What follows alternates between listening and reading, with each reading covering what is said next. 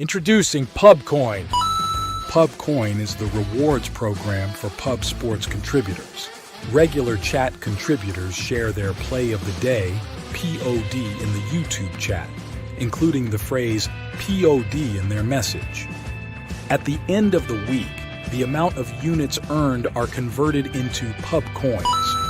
Pubcoin can be used as reward points for prizes, shop discounts, and contests.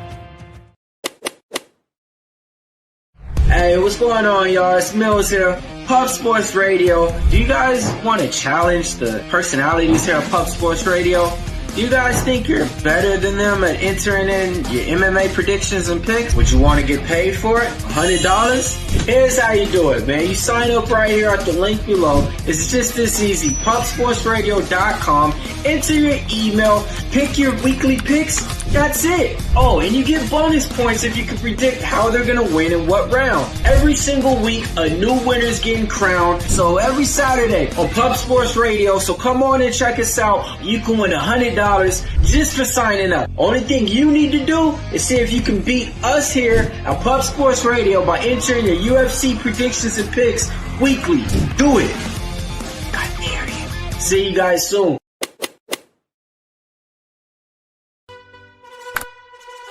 Your membership to Gold, you will be automatically entered in every horse race, every Wednesday and Friday. It is time to race horses. We are racing camels today. Shout out to the Gold members. We're racing in San Antonio immediately here. And we're off. 2 minutes, 74 canals on this racetrack. It's wide.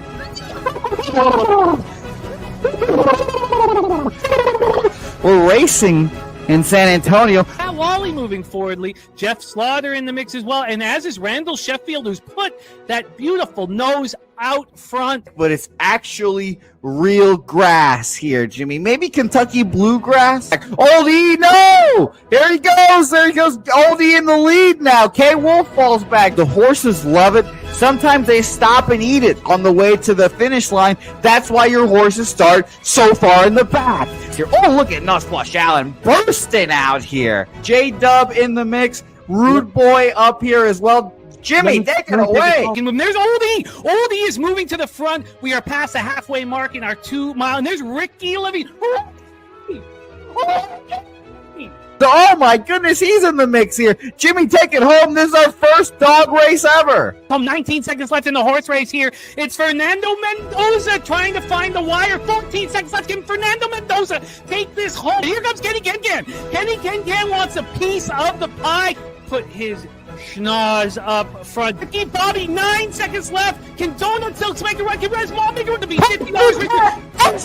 You son of a bitch! Here comes Tori Coker. Kenny Ken, Smoke and Mirrors, Director 97. Home. That is the way. Here comes Jason Meyer, the Eldorado Custodian, Billy Friedrich. Jones one, all coming down to the finish. Coin!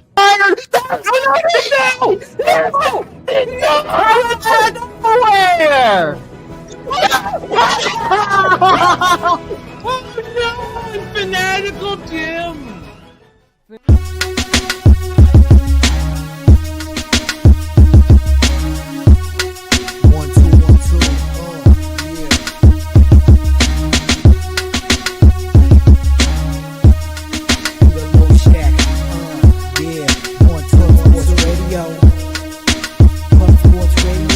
From the corporate Peter Low Shack, legendary sports handicapper, more dapper than a dawn. Father young phenom, known as Jimmy, who declared one day that the bag was here to stay. Information like a PSA, when we all PSR, Pub Sports Radio is all. Is a man named Slaughter and he flipped the script. No competition in this they quit the trip. But we say we be pubbing, betting with the bag and you love it. You want a top 10, we above it.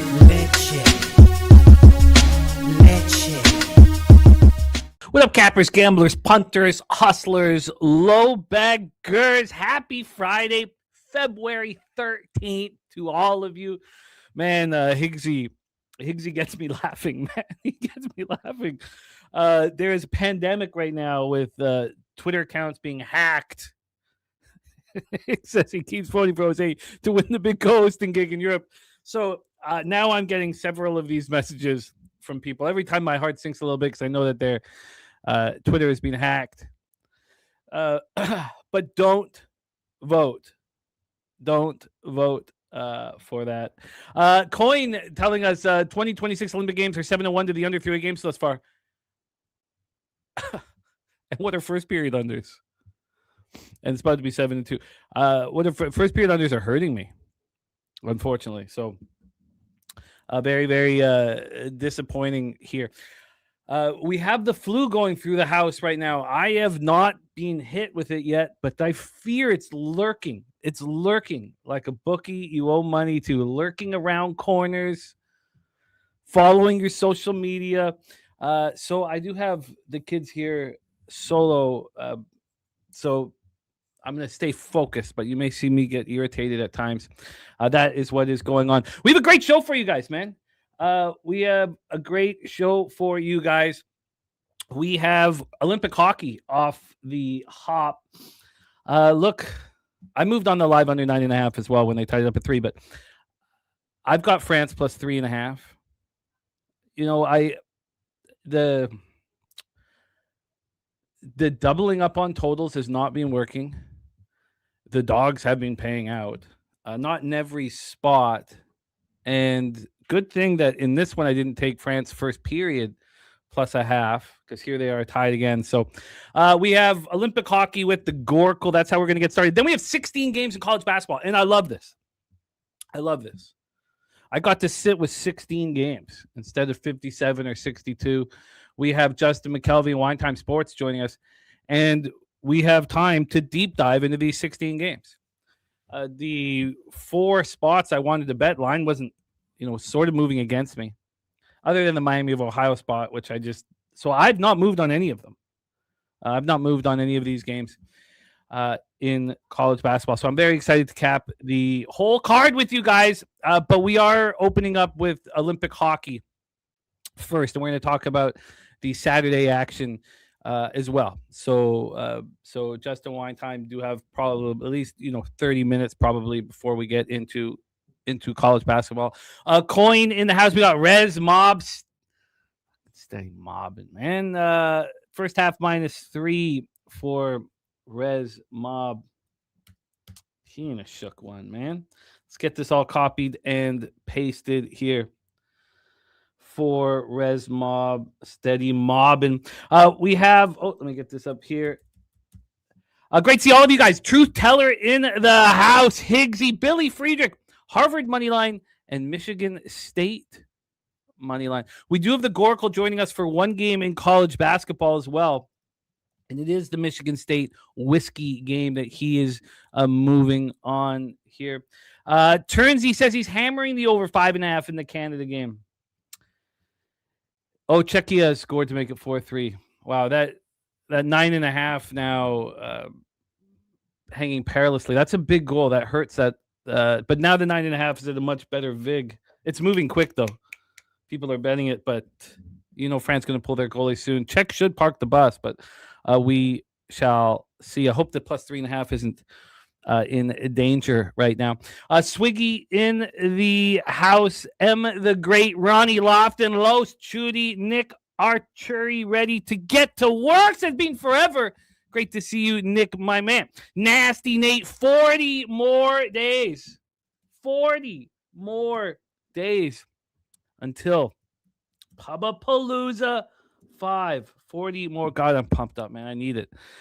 Philly Eagle also on the over here for Canada as well. Let me keep rolling through here. So the Great, Ronnie Lofton, shooting Nick Archery in the house. Jim Dewigger. We have Jose Perez and Nikolai. Nikolai, great work yesterday. Don't think I didn't notice your college basketball. Excellent work. 9 Legacy in the house. Markel says, I need help with the kids.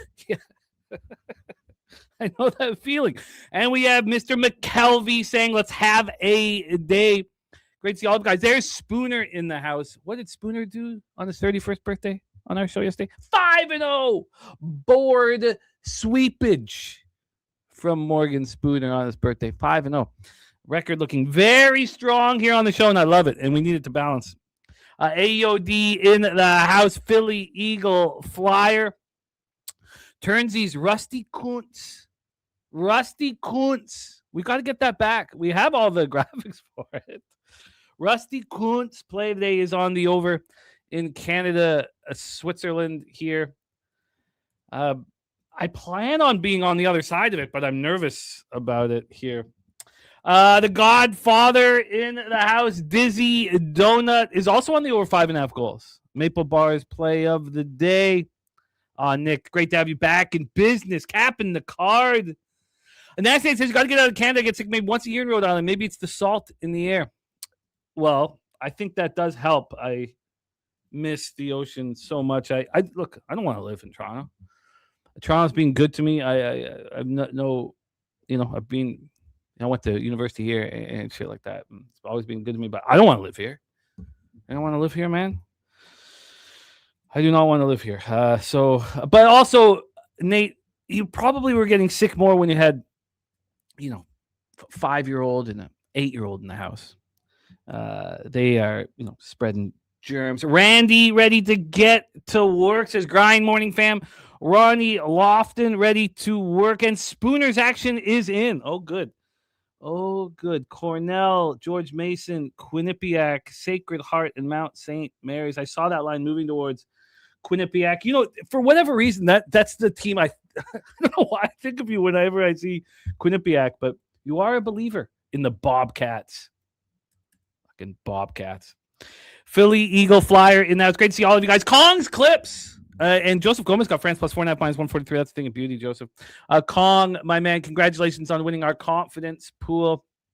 We put out the tweet to promo it. Our guy, Kong's Clips, man, $1,800 richer here. And coin is on the under 6, and that's what I'm looking for as well. But these guys are on the other side, so we'll talk it all out. Revenge saying Wisconsin looking good. Happy birthday to Super True, man. That was great, you guys.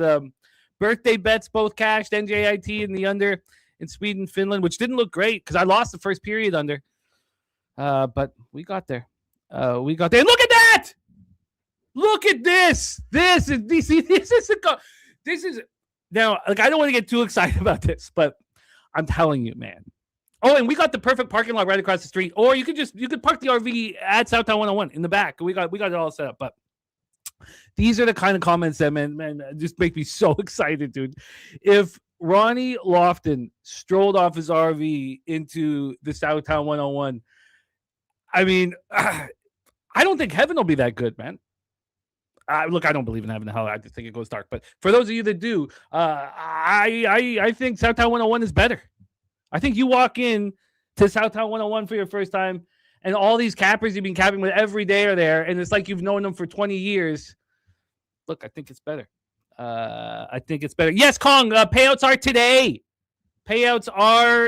I will do a final confirmation, but payouts will be today. Shout out to Steve Fehrenbach, also, who came in second. Ronnie Lofton. Oh, man, that would be, oh, God. And there are cappers now that are bringing their wives. So there's more wives that are going to be here this year than usual. Oh, Ron, God, that's got to happen, man. That's got to happen. Now, there are heavy negotiations going on with micro wrestling. That is the term that is used. I think the term that we were using before wasn't as appropriate as we thought. Micro wrestling. There's negotiations being on right now, and it's expensive to bring in micro wrestlers. They're not cheap. I don't know what we expected. Did you expect micro wrestling to be really cheap? I don't know. But micro wrestling, so there's negotiations going on right now. It's so expensive that we would have to charge cover to the Southtown 101. No, obviously not for us, but for, in public, old Joe Public, the guys that we fade, the pub sports guys wouldn't have to pay. But that's a problem. Our guy Slaughter does not want to have to charge anybody to come in Southtown 101. So there are negotiations going on right now with the micro wrestling. He says micro wrestling sounds even funny. Okay, good. Everyone liking micro wrestling. DJ 100 grand on the Sacred Heart and Hampton -3. So there's heavy negotiations going on with the micro wrestling. Now, if this was all female micro wrestlers, look, it would already be bought. That we would be talking about the action right now. But if we don't have the micro wrestling, we may need to talk to the strip clubs to put on a boxing event. That may be something we need to talk about. Ella, what's going on? Come on. I'm sorry. What's up? Yes, you can. But here, quick, give us some good luck. I need some good luck on today's show. Ella Carter, wish us luck, guys. We want to hear. We need to get this money. I shouldn't make it too extreme, but I need to succeed today. Can you wish us luck? Good luck, Jaspers and Gamblers. That's right. Banglers. Okay. He said Banglers. He did say banglers. What's a bangler, man? Banglers. Okay. Okay, no, this is the good luck I need. Okay, you guys, yes, you can watch. Okay, and get better and hydrate. Okay. Okay, we'll talk soon. Yes. Wait, I got to get back to work. This is a professional show. Sorry? There's 16 teams in college basketball, so we got a lot of work. Yes, my main man. Bina and Chloe, we want to come to my birthday. Oh, of course, everyone wants to come to your birthday party. All right, let's close the door. All right, let's get to work here and bring on the man from up north, known for his huge, vast knowledge in all things sports. I feel like that's the vibe that we need, that I need. Yes, Spooner Strip Club Boxing. And actually, Jose is the host of it when it does come to San Antonio. So Banglers is low Banglers. I don't know. That would be confusing. Gorky, thank you, my man. Look at Gorky blessing our action. Ella Carter blessing our action. The Goracle blessing our action.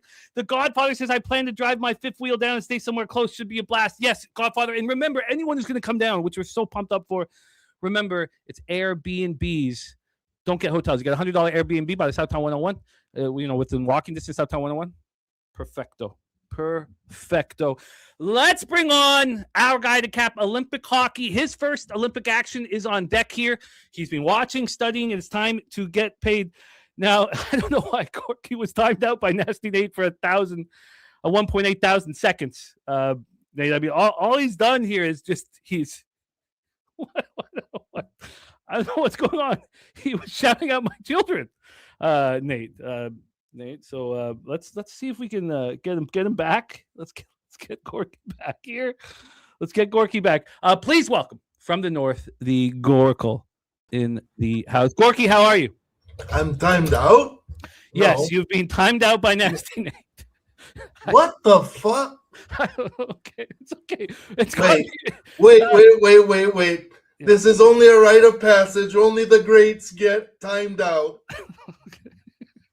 Okay. Gorky, let's roll right now here. We have a 4-3 game, Czechia, France. As I told you guys from studying Olympics in the past, dogs cash, and so do unders, but that's with the big rink. I'm starting to be now, but we had Coin tell us that the overall unders are hitting. It's just my first period unders that are not. What do you think of this 4-3 game, Czechia, France right now? I think it's fucking nuts. I think the fact that the Czechs were down 3-2 before that tying goal is what I told you about the Slovaks may actually be coming to fruition right in front of our eyes with their neighbors, the Czechs. Yeah. Playing down to your competition is a very, very, very real thing. It is. And also these super teams, they haven't played with each other very much. So I do think that it is a viable look, I've been fading them all. So Troy Torrance says this college basketball card is a blessing, and we will get there quickly. But let's roll into our next game, which I haven't moved on. 3:10 p.m. Eastern. This game pops off in just under 3 hours. We have Canada, Switzerland. Both teams looked very, very strong in the first round. Switzerland took out the French 4-0. It was a pretty impressive performance. They got up 2-0. They basically parked the bus, and they took out the French. The French goalie had to make 43 saves. Giannoni, the Swiss goalie, only had to make 26. He did not allow a goal.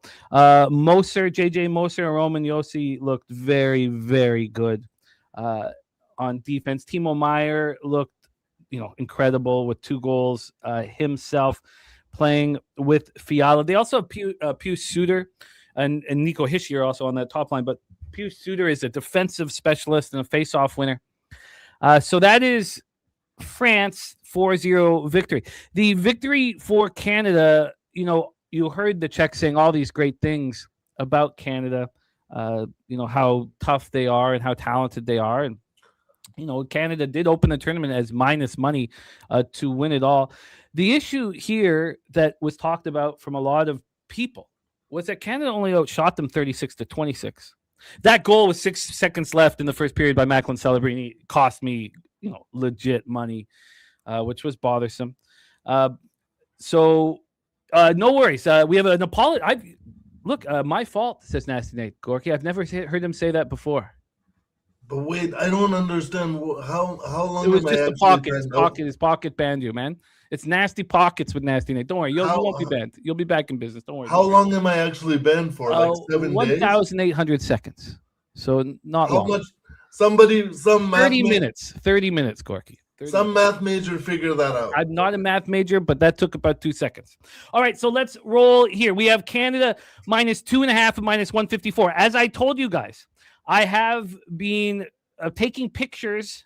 So this is I know there's some sites that do it, but I've been just taking pictures of what 365 is doing with the odds constantly throughout the day. So this one was taken.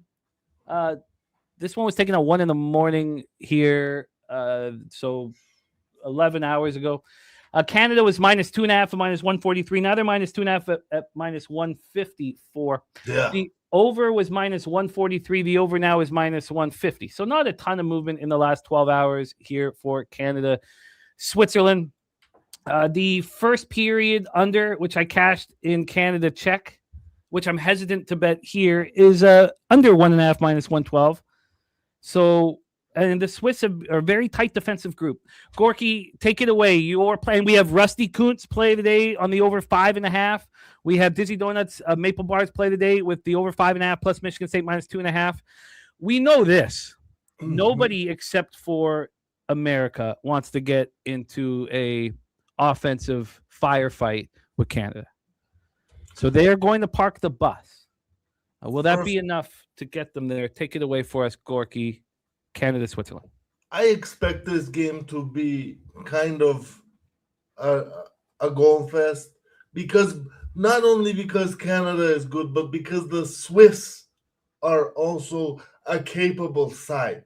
Now, let's not forget that Patrick Fisher is the coach of the juniors from like a few years ago that told us that Canada has 17 juniors that are drafted into the NHL, and like the 6th rounder was the only one that had NHL games under his belt. But here he will have NHLers on his side as well. So I believe that they can actually contribute to this total going to the over. I got it at 6. So the flat 6 makes me happy because I don't have to necessarily chase 7 in order to at least get my money back.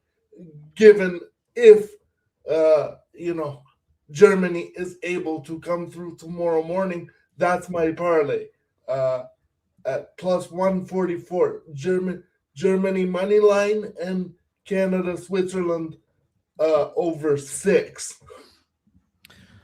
Now, I told you guys here. Okay, thank you, Nate. It's all good, buddy. It's all good. Yeah, I'm also back in the chat. I just noticed that. Yeah, he switched it to a 10-second. It's all good, my man. We know you got our best interest always. So Steve G on Canada team total overtime with the money line. I told you guys that it felt like NFL because we had a week to prepare for these games, and my instinct was, and so my first bets, because I always write down what my initial plan is and then watch it evolve. My initial plan was I had all of the super teams minus the goal because I'm just, so excited. And then I thought that everybody would. So I thought the only way to combat that and what worked in the last Olympics with the NHL, although albeit on a bigger rink, was to bet unders. And J-Dub, my man, great to see you. Was to bet unders and was to bet the dogs. And Jimmy, I'm not what's the goalie matchup you're seeing? Is there one? Well, it's going to be Giannoni again. I mean, we'd be shocked if it wasn't Leonardo coming off the shutout. I mean, against Canada. Come on. So then it's we think it's Logan Thompson, but it's not. I've got no confirmations. I don't know if anyone has confirmations. Yeah. So I'm going to have to move here. I'm going to have to move here let's talk about the line movement in some of these games. We know the public's going to come in and back Canada, so I'll keep coming back to this, and we'll see if it changes. We also know that the over will be bet. Now, we cashed on the unders and pushed on the Latvia +4, but we cashed on the unders in Latvia, America, and we saw that exact thing, same thing happen. And then an hour, 45 minutes, hour before the game, we saw a big move to the under and a big move to Latvia. So I'm going to look for that here, but I plan on being, again, and I'm about to leave the first period unders on the cutting room floor, but it will be a first period under 1.5, a full game under 6, and Switzerland +3. That is going to be the plan. Steve G says Germany not a bad squad. I believe they give the USA a good run. Hey, Nasty Nate and I, we got a not just the States too. I think that they can give anybody, even Canada, a good run on a given day. They have no depth. I mean, you want to play Draisaitl and Stützle 30 minutes a game? But yes, I love that first line. And, looking back, that Draisaitl 28-1 to be the number one goal scorer, I could have taken Draisaitl and Stützle. What happened was I switched the futures from the goal scoring because I wasn't sure exactly how much to bet on a bet like that to just taking the team to do it all here. Coin saying you can get an under 5.5 at +110 at Circa or an under 6 at -115 at BetMGM. Now, Big Zo, look, I faded Canada in the first round and lost. So this is just my pre-tournament plan, and it's been working. So that's all this is at this point here. And I would definitely take the 6 at -115. You want the push and play. Okay, so I plan on making these moves. I'm going to set my alarm now here to look again at 2:10 p.m. here Eastern time to look again at the lines and then move at that point. So 2:10 p.m. We'll do some updates here as well. Okay, so let's roll on to Saturday action. This is 6:10 a.m. in the morning. We start with Germany versus Latvia. So let's go back to the pictures here that I have taken. Let's move this over here. Let's take some pictures and then compare them to the lines right now. So Germany, Latvia was minus. I moved on Germany on the puck line -1.5. It's not moved. It's -106. Now in that first game, the 3-1 victory over a talented Denmark team, that moved 30 cents before puck drop towards, because it went 31 cents plus 125 to -106. So we want to see if that movement will be in play. Also, the under 5.5 is -125. The under 5.5 -125. So there is another line that has not moved. Now I have moved on it. I am on the under 5.5 in Germany, Latvia at -125, and I am on the first period under 1.5 at -139. As I said, that under 5.5 is still at -125, and the first period under is still at -139. There have been no changes at all to this. Although Chudy is taking Canada -2.5 at -150. I get it. I completely understand it. And that would be my initial thing. I'm just betting against what I think everybody's betting, and we'll see how it bangs out record-wise in the end. Today, I started action today 8-7, up 0.67 units. Anytime you're up, brother, that's a good start. Well, we'll see. We'll see how it all bangs out. But let's hear from the Goracle. Let's just touch on the first two games that have been played by these two teams. Latvia losing 5-1 to America. I thought Latvia played great. I do think that these teams are most vulnerable, America and Canada, at the start of a tournament. Definitely. Obviously, they're going to get tougher and tougher. And so, they played well. This was 1-1 halfway through the game, and it closed 5-1. They didn't offer, none of the two main books that I'm using didn't offer Latvia first period a +0.5, which would have been a huge score had they offered it. I don't know if I would have pulled the trigger on it, so let's not play and pretend.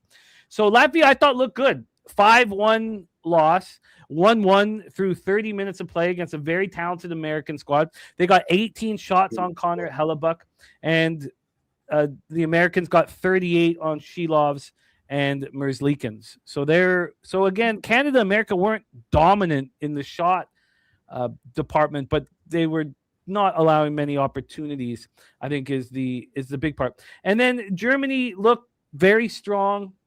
3-1 victory over the Danes. Stutzla with 2, Draisaitl with 1. You're going to see a lot of them here on the ice. Draisaitl, of course, their captain. The Germans got 26 shots on Freddie Anderson, and the Danes got 38 shots on Philip Grubauer.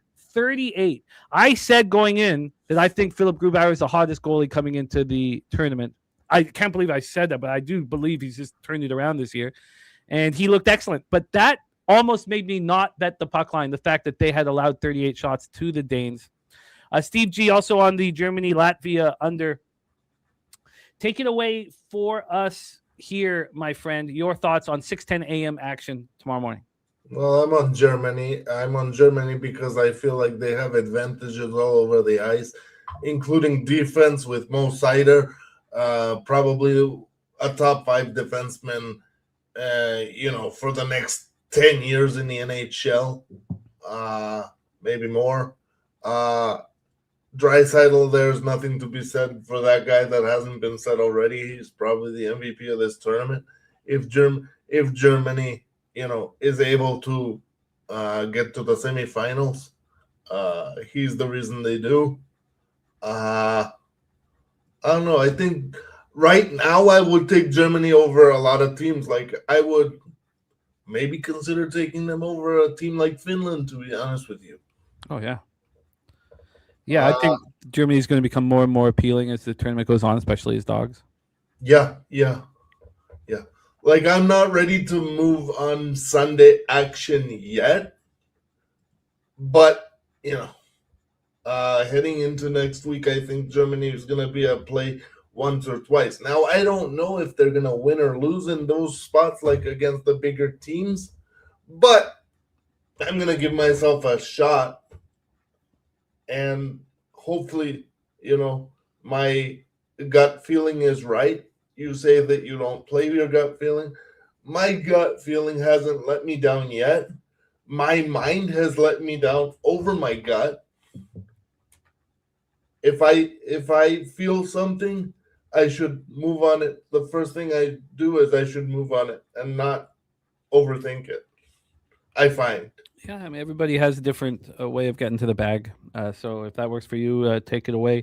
A Res Mob in the house, the nuke worker in the house as well. Unfortunate news from the ice gym. The Czechs have made it a 3-goal game. Yeah, I'm following along here. It's all good, man. There's going to be a lot of volatility. And at some point, we should stop moving. I'm going to stop moving on unders at some point once the teams get a little more comfortable. But let's roll on here. We have Germany as the second half of a money line parlay over 6 in Canada, Switzerland for Goracle and Germany at plus 144. Are we doing Sunday games as well or no? No, just Saturday here. We can move on to Sweden, Slovakia here. Sweden, Slovakia. So the Swedes minus 2.5 and minus 118. The total at 5.5. Again, I got burnt not taking the dog in Sweden, Finland, and not taking the team coming off of a loss. Here we have Sweden coming off of a loss, an angry Swedish team that should probably be back to smash and grab Slovakia. The problem is Slovakia no-showed against Italy. It would have been better if they beat Italy 6-1. So I need time to sit with this. So Slovakia this morning won 3-2. It wasn't Damian Clara in net. I thought without Damian Clara that the game would have gone over. I wanted to know about Damian Clara, and then I decided at like 1 or 2 in the morning not to bet it. It's the first game I haven't moved on. So that was Slovakia. And then we have Sweden coming off a very disappointing performance against their biggest rival today, 4-1 to Finland. And you have to think that they're fired out of a cannon in their next opportunity. I don't want to get too caught up in it, but you have to think that will be the case. Finland got 23 shots on Gustafsson. Sweden got 35 shots on UC Saros and made him look like a superstar. Rich and Van City in the house. Great to see you, Oldie, my man. We also have, we don't have Res Mob's respect play today. Oh, yeah, I do. I think it's at the very top. Wasn't it at the very... No, we don't have Resmob's respect play today at this point, but we'll have it here soon. Oh, yeah, James Matt. Oh, no, that was the last one. Okay, sorry, tripping out here. So take it away, Gorky, your thoughts for Sweden, Slovakia. You know what? What's the best spread you guys can get with goals? 2.5. 2.5. I wouldn't be against playing the Slovaks with those plus the 2.5, because if they want to play, this is the type of game like Finland. This is the type of spot where they can get up for this, whereas the Swedes will maybe, right, sleepwalk for about 2.5 periods, and then maybe they beat them, but who knows? So for me, this would be a stay off at the start because there's no money line coefficient really, and even so, I could only be on the Slovaks, because if there is one thing that could let Sweden down, it's their no-name goaltenders. Like, okay, this guy plays for Minnesota Wild, but I've seen the Minnesota Wild struggle mightily. So,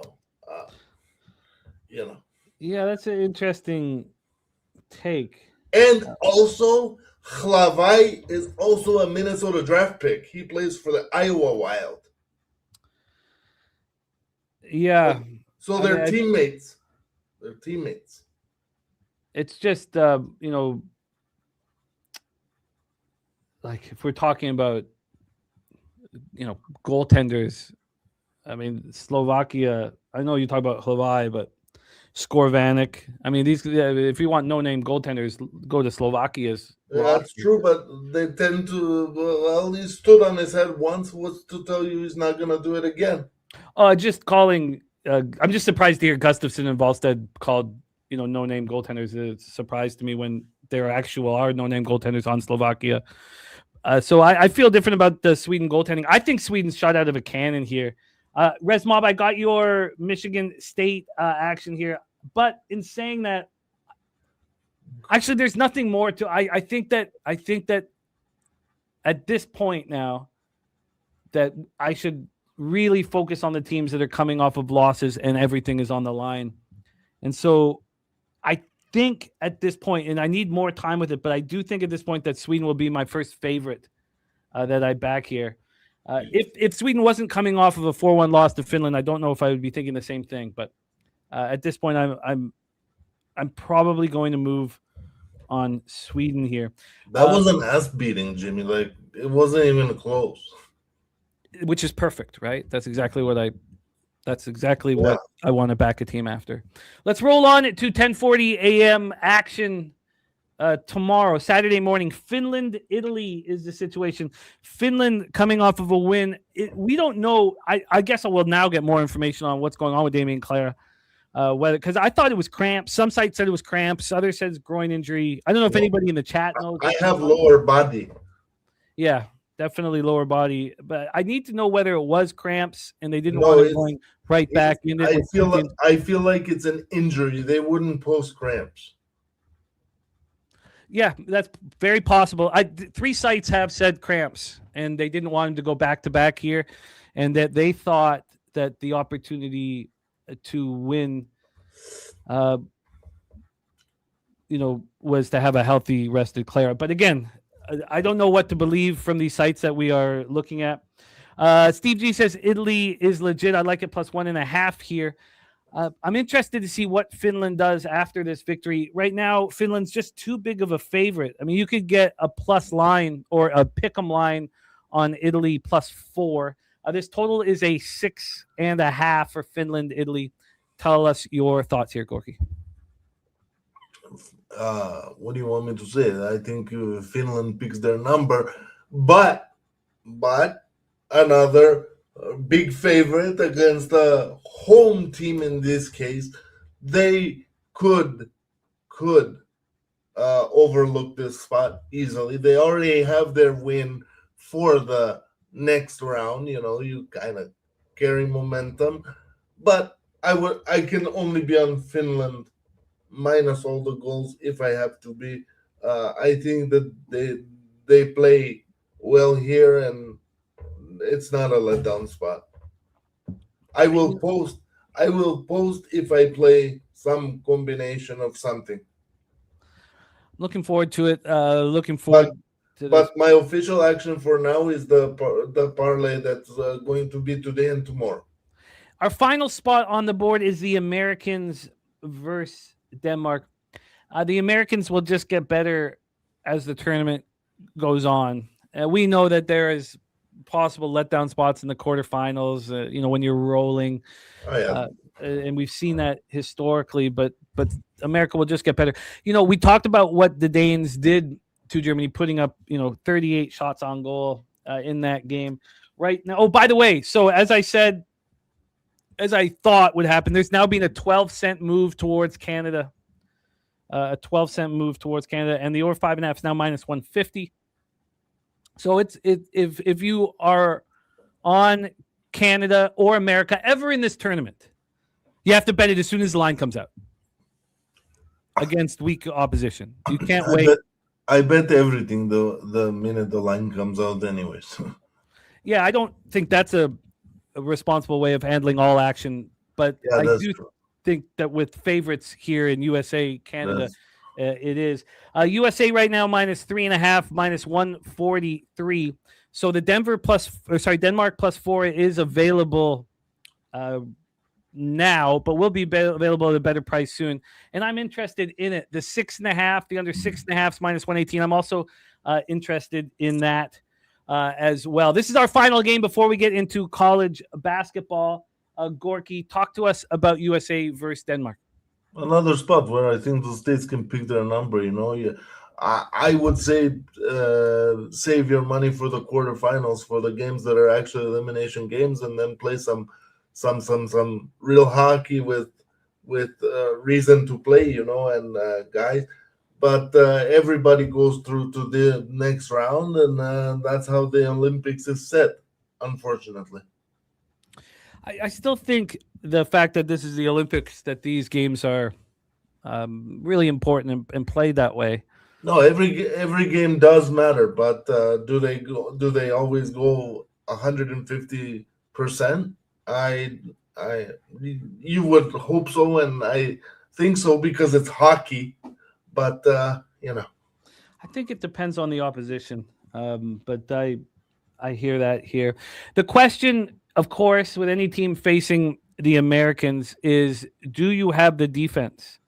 And the Denmark defense, I don't know enough about them. There are a bunch of players from Europe. Freddie Anderson certainly looked excellent in his first game, so we'll see if he can carry that over.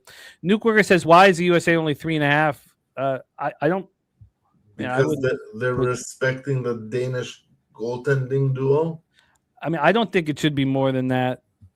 Personally, Nuke, and I plan to be on Denmark plus 4. Look, I pushed with Latvia plus 4. You did. I don't think that Denmark is.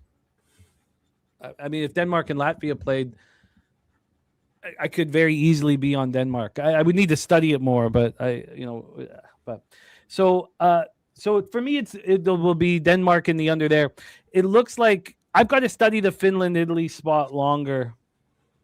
What's the spread on that right now in Italy, Finland? Yes, we talked about off the top. It's moving the 3.5. It just moved again.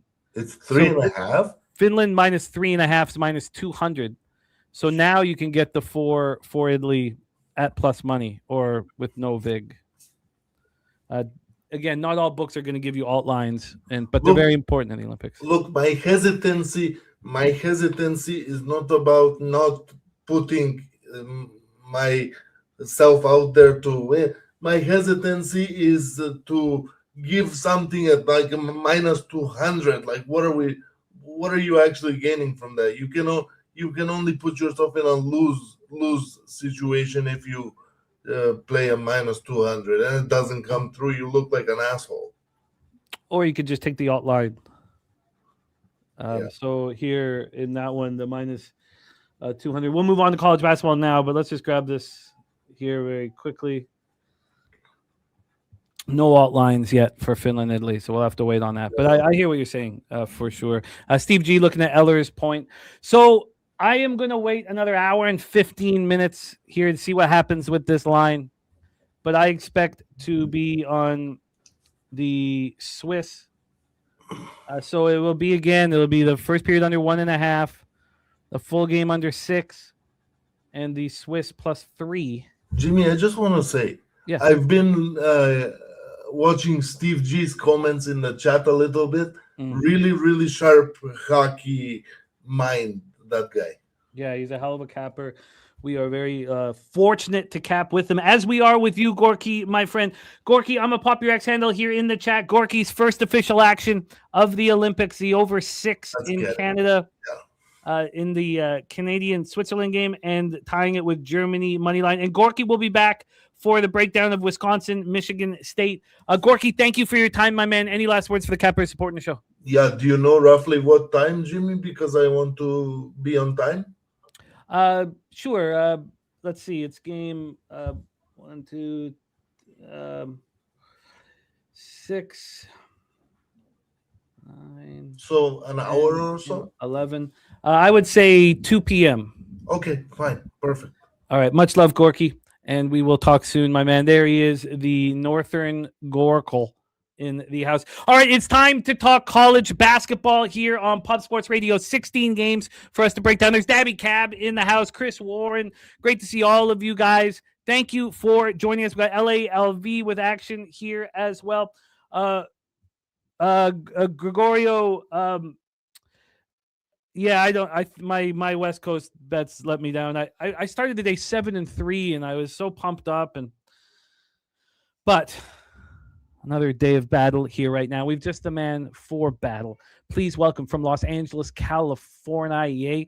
For those of you joining us at Pubapalooza 5, it will be not long until you are drinking tequila with our next guest. Please welcome Mr. Wine Time Sports in the house. Wine Time, what's good, man? How are you? Jimmy the Bag. Happy Friday, brother. Good to be here. Ready to cap this card with you. We've got just college basketball today. It's kind of weird, but money to make, coming off that losing day Wednesday, one of my worst days I've had this year. So I'm ready to get it back today. We've got plenty of action. I've got 6 plays that I haven't pulled the trigger quite on them quite yet, but we're going to cap them, talk about with you guys in the chat, and going to get some plays, and we're going to make some money today. I look forward to it. Gregorio, Cal Poly was money, and I got the +9.5 live, but UC Riverside, that made me want to throw myself through a window. And I could have so easily, because it ended up being an important game for me, I could have so easily, when UC Riverside was up, 18 at the start, then simply it was the Gauchos, right? Am I tripping? No, who is it? I'm tripping now. But so many games. But I could have just taken the opposition on that -6.5 line at +300 right there. And I'm going to start doing that. If it's an important spot for me, just set yourself up there. And it was a very, very upsetting. Nasty Nate saying Swiss +2.5 at +125. Are you not offered alt lines, Nate? Because I don't think I would take that. I'm getting the +3.5 years at -175, so I'll get that a +3 at a decent price. I think you have to take the +3 or don't bet it. Personally, I don't think the 2.5 against Canada is. I think it's just too risky there. And then the +125, I don't think is a proper risk reward for that risk that you're taking. So yeah, Nancy, I don't think I'd bother. Honestly, if the 2.5 was the only option for me, I'd be hesitant. But we'll see what happens with this line as we move forward. All right, Wine Time Sports. I was given a longer opportunity to cap these games. No pressure. No 60 games we need to work on. So I enjoyed this very much. Let's get to work. 6:30 p.m. Eastern. We have Justin Mcelvy joining us shortly. Manhattan Jaspers 10-16, 6-9. The Metro Atlantic. The Niagara Purple Eagles 6-18, 3-11 in the Metro Atlantic. We're at the Gallagher Center in Niagara Falls, New York. These are two bad basketball teams. Manhattan ranked 332nd according to Ken Palm. Niagara 340th. So just 8 points of difference, according to the Ken Palm rankings. We have Niagara at home right now, opening up a -2.5. There was no movement for 12 hours. It moved to 1.5. We had the 1 point move towards Manhattan. Then it moved back to Niagara. Niagara got to a -2 just 10 minutes later. Since then, there's been 6 cents of movement towards the Jaspers. From a total perspective here, we have Manhattan, Niagara at 136.5. This is juiced to the under. Opened up at 138, and then 8 hours later dropped to 136. Got back up to 138.5 at 3 in the morning, then back down to 136 at 10. Right now, we're dealing with a 136.5, so we have a 1.5 move towards the under. When we get to the cash flow for this spot, we have, and we're going to get information on almost all of these games now because it's only 16 games on the board here in North America for pro sports. We have 70% of the tickets and 83% of cash on Manhattan, 83% of tickets and 91% cash on the over. So we have, even at Circa, they had 55% of tickets and 79% cash on Manhattan. This is just sitting at a 2. There's been 5 cents of movement towards Manhattan. They did move it to a 2.5. Now it's back to a 2. So let me set the table, and we'll bring on Justin with wine time. But Manhattan snapped their 2-game losing streak with an 80-68 win at home over Sacred Heart as 1.5-point dogs. Jaden Winston played all 40 minutes. He went for 21. They outscored Sacred Heart 43-24 in the second half. Manhattan is 1-11 on the road this year. Their only win came in a 74-71 victory at Ryder back on December 29th. Well, I think we can say comfortably that Niagara is better than Ryder. I mean, they're both bad basketball teams. Now, they defeated Niagara 79-70 at home back on Sunday, January 11th as 5.5-point favorites. Niagara comes in off their 6th loss in 7 games, 56-55 at Quinnipiac on Saturday's 12.5-point dogs. That's another problem. You had Niagara have a chance to take out Quinnipiac as 12.5-point dogs. They were up 55-53 with 12 seconds left, and Landon Wilson hit 1 of 2 free throws, and then, a dagger 3 with 3 seconds left. Niagara's 3-5 at home this year versus Division I competition. Information from Kongs Clips that I will copy and paste here, but I want to get to Niagara. You know what? While we're here in this moment, why don't we hear your breakdown, and then at the end of the breakdown, we'll bring on our next guest. So, Wine Time, let's hear your thoughts. We've set the table for Manhattan, Niagara, Purple Eagles. What's your plan? Is there a plan? First game on the board, and we are attacking in full force, Jim. 2 different bets in this game. Just made the bets right before we came on here, or probably about 5 minutes ago. This is the only 2 that I've actually put in. Haven't tweeted them out yet. You can still get the same numbers. Give me Niagara money line -120, and also give me the under 64 in the first half -110. I think it's going to be a very low scoring type of game. Niagara coming off that, a really tough loss to Quinnipiac on the road as well. Played them tough. Now they're playing at home on a Friday night. I think they're going to take care of business. I think this line's telling us everything we need to know here. Them being the favorite here in this spot. Seeing -2s now pretty much everywhere. There are some 1.5s available on this, pretty much 1.5s and 2s. And if we're looking at the markets on not just Odds Logic, but on Action too, they're pretty much telling us the same thing on this total. Odds Logic's giving us 83% of the bets and 90% of the cash on the over. Action is giving us 84% of bets, 85% of cash on the over. And when we're looking at the spread too, 62 and 61 on Manhattan, and then 70 and 83 on Manhattan on Odds Logic. So pretty much wherever you're looking, they're telling you that people are coming in and taking Manhattan here in this spot. And not only that, they're taking the over, and this line has dropped, opened up at a 138. Wish I would have got in at the 137.5 when I originally capped this game this morning when I woke up. Moved very quick. It's got to be down to probably pretty much a 136, I think. Still seeing 136.5 for a full game, but I just wanted the first half under, just if anything happens in case of overtime in this game by chance, but I see no way that this is going to go over 64 points in the first half. So 2 different bets in this game: Niagara money line -120 and the under 64 -110 in the first half. I love this game. It's first game on the board too. I want to go down to the Gallagher Center and watch some of these Niagara games. Pretty bad. I don't know. I guess when the kids get a little older, it'll be easier to do that. Let's bring on our next guest star of these stacks. We've lost him here, so he'll be right. Sorry, he was backstage. We've lost him here. So we have wine time moving on Niagara money line and the first half under 64. I'm very interested in Niagara. Coin saying that Niagara was minus 130 last night at Circa. 1-11 on the road this year. I guess, and I told you their one win against Ryder. That's it. I mean,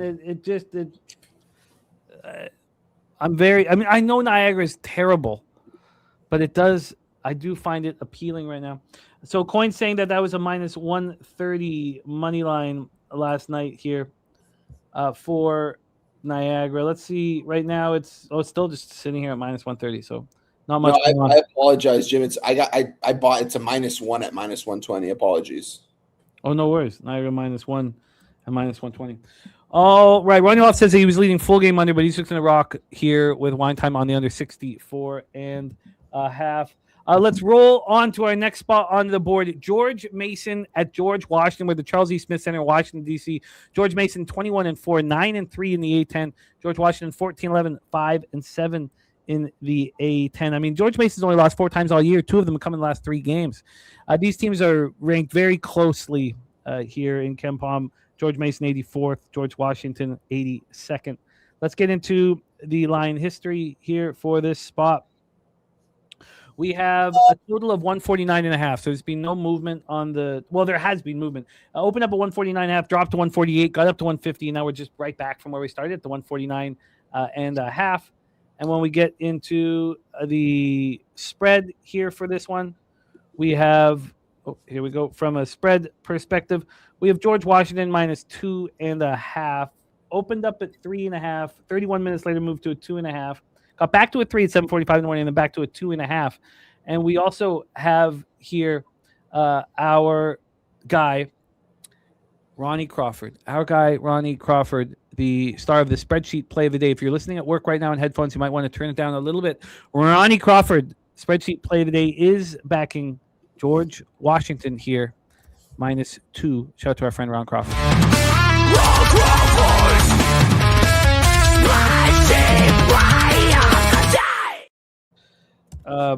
Sorry, yeah, I will do that right here. Let me just set this. I can do it, Jim. I'll do it right now. Well, I don't mind you setting up the cash flow or any of those things, but I do. There's some stuff I did want to discuss here. George Mason coming off an 82-70 loss at Richmond as 3.5-point favorites on Tuesday. Fat Hill led with 23 points off the bench. This George Mason squad has a deep roster. George Mason has a deep roster. George Mason defeated George Washington 69-64 at home on Monday, January 19th as 1.5-point favorites. So is George Washington going to get their revenge here? They snapped a 4-game losing streak with a 75-70 victory at home versus Rhode Island on Tuesday. Oh, thank you. You meant you were going to send the link. Yes, I sent it to him. Thank you so much. Oh, I thought you meant you were going to talk over the. Thank you, man. That's wonderful. Thank you. So George Washington snapped their 4-game losing streak with a 75-70 victory at home versus Rhode Island on Tuesday. It's 5.5-point favorites. Luke Hunger went for 21 in that one.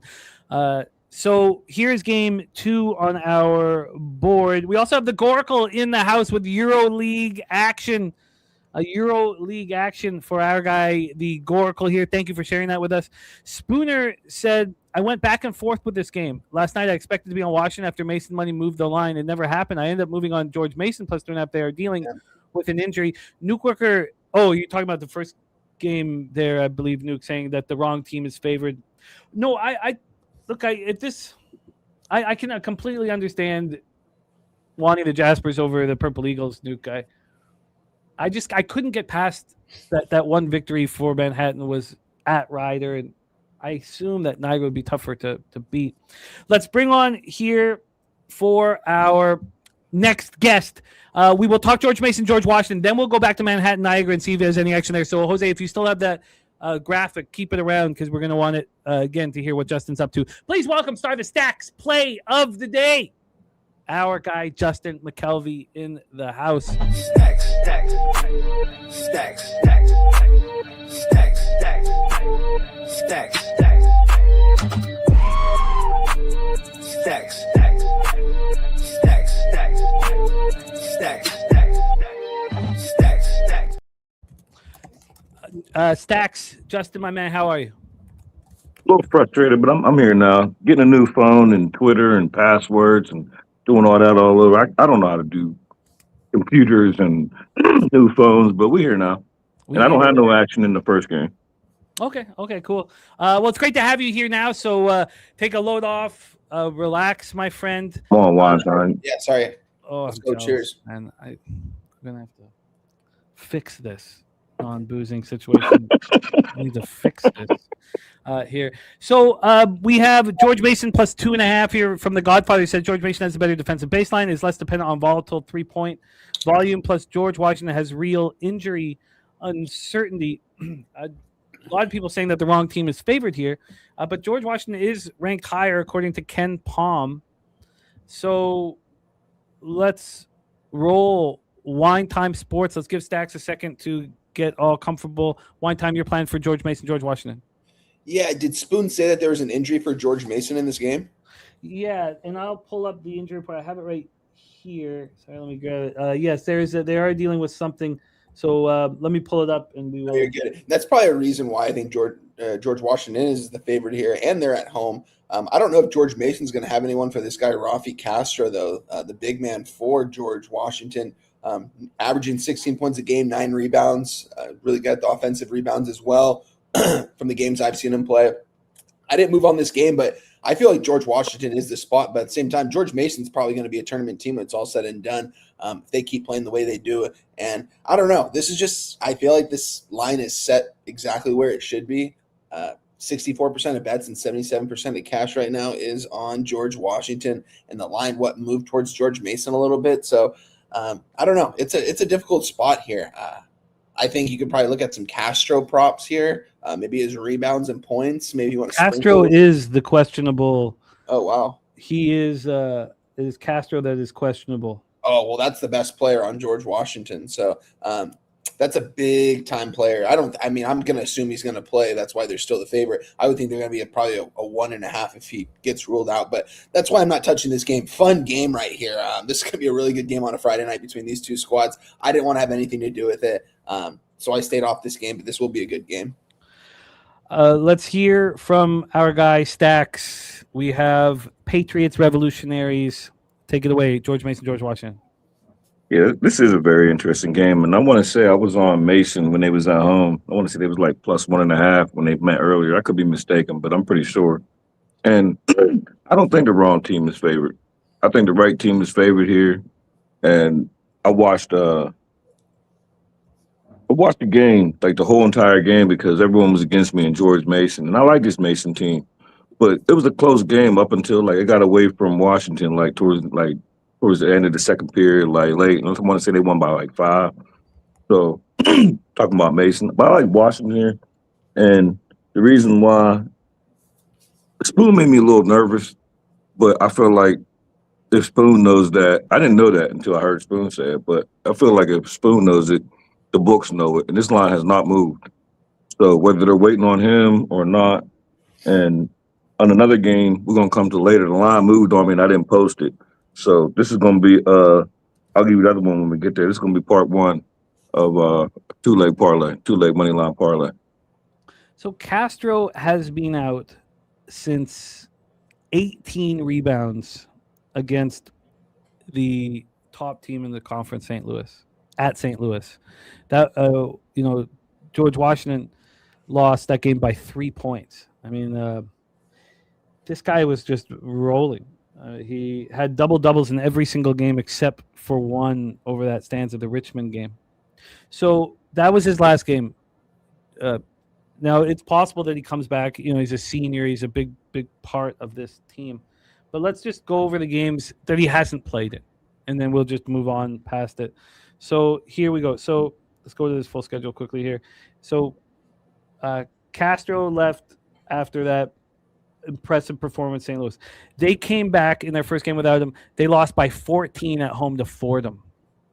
Then they lost by 3 at St. Joseph's. They lost by 2 at Duquesne, and they're coming off beating Rhode Island. So, if Castro's not in the lineup, they should probably be faded here. So, going to take a little bit more studying. Nuke Worker on his way to the Pickering Casino in a few hours. Let's go. Man, I would go meet you there, man. But because it's not far from me, but it is Carter's big birthday party tomorrow, so I've got a bunch of shit I gotta do. But I would meet you there. I still might. You know what? I still might bounce out there like 10 or 10:30, 11 at night and have a beverage after that concert. So I'll be in touch with you. I'm gonna write this down. So I mean I don't see why, but I do think that this line is very, very telling. Troy Torrance says that George Washington does have depth. And it's not moving. Like, it's not on my two main books. I didn't see the line move at all. I don't know about the money, like the VIG or not, but the 2.5, I haven't seen it moved all day. Hunger's the guy who stepped up. I told you he went for 21 last game. He is second in rebounds at 4.7. And they're also without Boo Boo Benjamin, who comes in off the bench. I think I'm going to need more time here on this. LALV says he's got Mason with Castro playing or not here. And Nuke Worker shouting out Ronnie Lofton. Ronnie Lofton maybe taking the RV to Pubapalooza 5. We first got heard of that today. Wouldn't that be dope, Nuke? We're sitting there over a beer. Ronnie Lofton strolls in. Okay, let's roll on. Let's roll on here, but no official action at this point. We move on to the Ivy League, 7 p.m. Eastern. The Cornell Big Red, 11-10, 4-4 in the Ivy League. The Princeton Tigers, 8-15, 4-4 in the Ivy League. Princeton, New Jersey, Jadwin Gymnasium. Cornell ranked 159th, according to Ken Palm. Princeton, 227th. Cornell comes in up their fourth win in 5 games, 88-67 at Columbia on Saturday's 1.5-point favorites. And Columbia is seemingly falling apart right now. This is the first of a back-to-back. They play at Pennsylvania tomorrow night. Now, they destroyed Princeton at home, 87-64 on Friday, January 30th, at 7.5-point favorites. Princeton comes in off their second loss in 3 games, 61-60 at Pennsylvania on Saturday as 3.5-point dogs. Let's grab the line history here. We'll have our guy Justin hitting leadoff here for us. So this is game 3 on the card. And another thing, I've not moved on any action yet. I thought with this 16-game card, the opportunity for us just to hammer these games all together, and there was no line moving away from me or anything. And this is an example of it. Because I was interested in Princeton. So the first thing I was taken aback by was how short the line was. Princeton opening up at +3. After 31 minutes, they moved to +2.5. Got up to +3.5 again an hour later. So heavy volatility with the line early. Then we're back at 2.5 at midnight. This move towards Cornell -3 to now -3.5 has happened around 9 this morning. So that's what we're dealing with from a perspective. When we get to the total here for our third game on the card, Ivy League action, we have a 154.5. Opened up at 157. And you could have got a 157 at 8:30 this morning. Pretty big move to the under here. Acacia looking at the under. The professional saying Cornell about to win by 20. When we get to the cash here, we have 58% of the tickets and 90% of the cash on Princeton. That also stopped me dead in my tracks. All these big bets coming in on Princeton, and we understand that how many big bets. I mean, it's not a huge game for a huge market, but the book seemingly doing nothing. Circa hanging at 3 here. They opened up. They have 53% of the tickets and 9% of their cash here coming in on Princeton. We have 70% of tickets, 86% cash on the over. Let's hear from Justin. Take it away. Cornell, Big Red, Princeton Tigers. We're at Jadwin Gymnasium, Princeton. That's crazy because I've had a lot of people not like my pick today, and I didn't care. I was ready to fight them all, defend my pick until you just said about the money because I expected to be on the island in this game. I don't think this Princeton team is that good. but I am on Princeton plus 2.5. That stacks play today, number one. Oh, actually, it's only stacks play today. I didn't not too much of the card that I was strong on, but this is immediate revenge. This team just lost to Cornell on the 30th. I think it was the 30th, by like 20-something points, 23, I think it was. Before that, or recently, they beat Columbia by double digits. And I mentioned you said Columbia is falling apart, but I don't think they're necessarily falling apart. I think Columbia is a decent team for the Ivy League, and I think they're just like every other team, such as like Michigan State. I think all college teams go through spouts where they lose a few games, 2 or 3. We've seen Wisconsin do it. We've seen Michigan State do it. We've seen watching Columbia do it. So, and then Princeton beat them, but Cornell just beat them by 23 points. Princeton 7-1 at home. I'm not asking them to win the game. I'm just asking them to keep it close. I think this is going to be a higher score game. I was going to be on the over, but it started moving drastically toward me. But I really like Princeton. One loss to, I think it was like MAAC at home. They ain't lost at home since then. 7-1 plus media revenge at the crib plus 2.5. I'm not asking you to win. Sign me up. And I wasn't nervous until you gave me the where all the money was at. I mean, we have action up as well. Maybe that will make us feel a little bit more comfortable. Let me move over to action, and then we'll hand it over to wine time. I was right with you initially. I kind of like the way Princeton's been playing, but I feel like this is where you want them at home. Here, so this will make you feel better. 34% of the tickets, 19% of the cash, according to action. Oh, yeah, I'm back. I ain't nervous no more. Yeah. So let's hear from you, Wine Time. Take it away, Cornell, Princeton. Didn't move on this game, but I would be on the opposite side, I think, of you guys in this one. I think Cornell. I think I would only be on Cornell in this spot. And yeah, looking at the market on, let's see, what was it at? You guys just said it was like 90% of cash on Princeton right now and 60% of the bets on. Again, we're getting a completely different story from action, but we trust logic board more. Yeah, so if you want to throw both those out the window, I don't know. I would be on Cornell here in this spot, being a road favorite. It seems like, honestly, everyone's back in Princeton. It seems like the public is always hammering Princeton every single game. They've been getting destroyed. I don't know. I want to be on Cornell. I like Cooper Nord. I've watched him play a lot over the last couple of years. I think he's like a super senior there. Really good free throw shooter. And Cornell, they don't miss their free throws either. I know they're like top 40, I think, in free throw percentage in college basketball. So I think they'll make their shots when it matters most down the stretch. I would be on Cornell. I'm not going to be on this game officially, though, quite yet. I might end up moving on this. I'm going to let the market marinate a little bit more. But hearing both of you guys say you'd be on the opposite side might just keep me off this one because I haven't moved on it yet. Yeah, I'm going to need more time as well. I thought the line was going to be bigger, first off. Really? And so the fact that it's moving is maybe not the worst thing. And my intention initially was Princeton first half. Don't give Cornell time to kind of gather themselves here. We'll roll on here. But Stacks is in. Stacks play of the day is Princeton, and that was plus 2.5 Stacks. Yeah, minus 105 at Fanatics when I got it. All right, let's roll on 6-3 final there in the. Oh shit! My fault. In our my bad France-Czechia game, which means another dog cashing for us. France plus 3.5 minus 104. Let's go. So another dog cashing for us. We have strategic investments down the Dominican, man. His Chepiador play today. Cornell, Princeton over 154.5. Spooner says this game is a recipe for points. Princeton's going to have to play a damn near perfect game to win. Cornell will use a press, push pace for the whole game. Game has huge tournament implications. Remember, it's just the top 4 that get into the conference tournament in the Ivy League. Let's roll on. We have next up for us, we head to the Metro Atlantic. The mighty Peacocks. St. Peter's, who've been pretty good to me. 14-8, 11-3 in the Metro Atlantic. At the Sacred Heart Pioneers, 10-16, 6-9 in the Metro Atlantic. We got William H. Pitt Center in Fairfield, Connecticut. St. Peter's ranked 235th, according to Ken Palm. Sacred Heart down 297th. St. Peter's comes in off their second straight win and third in 4 games, 70-65 at home over Sienna.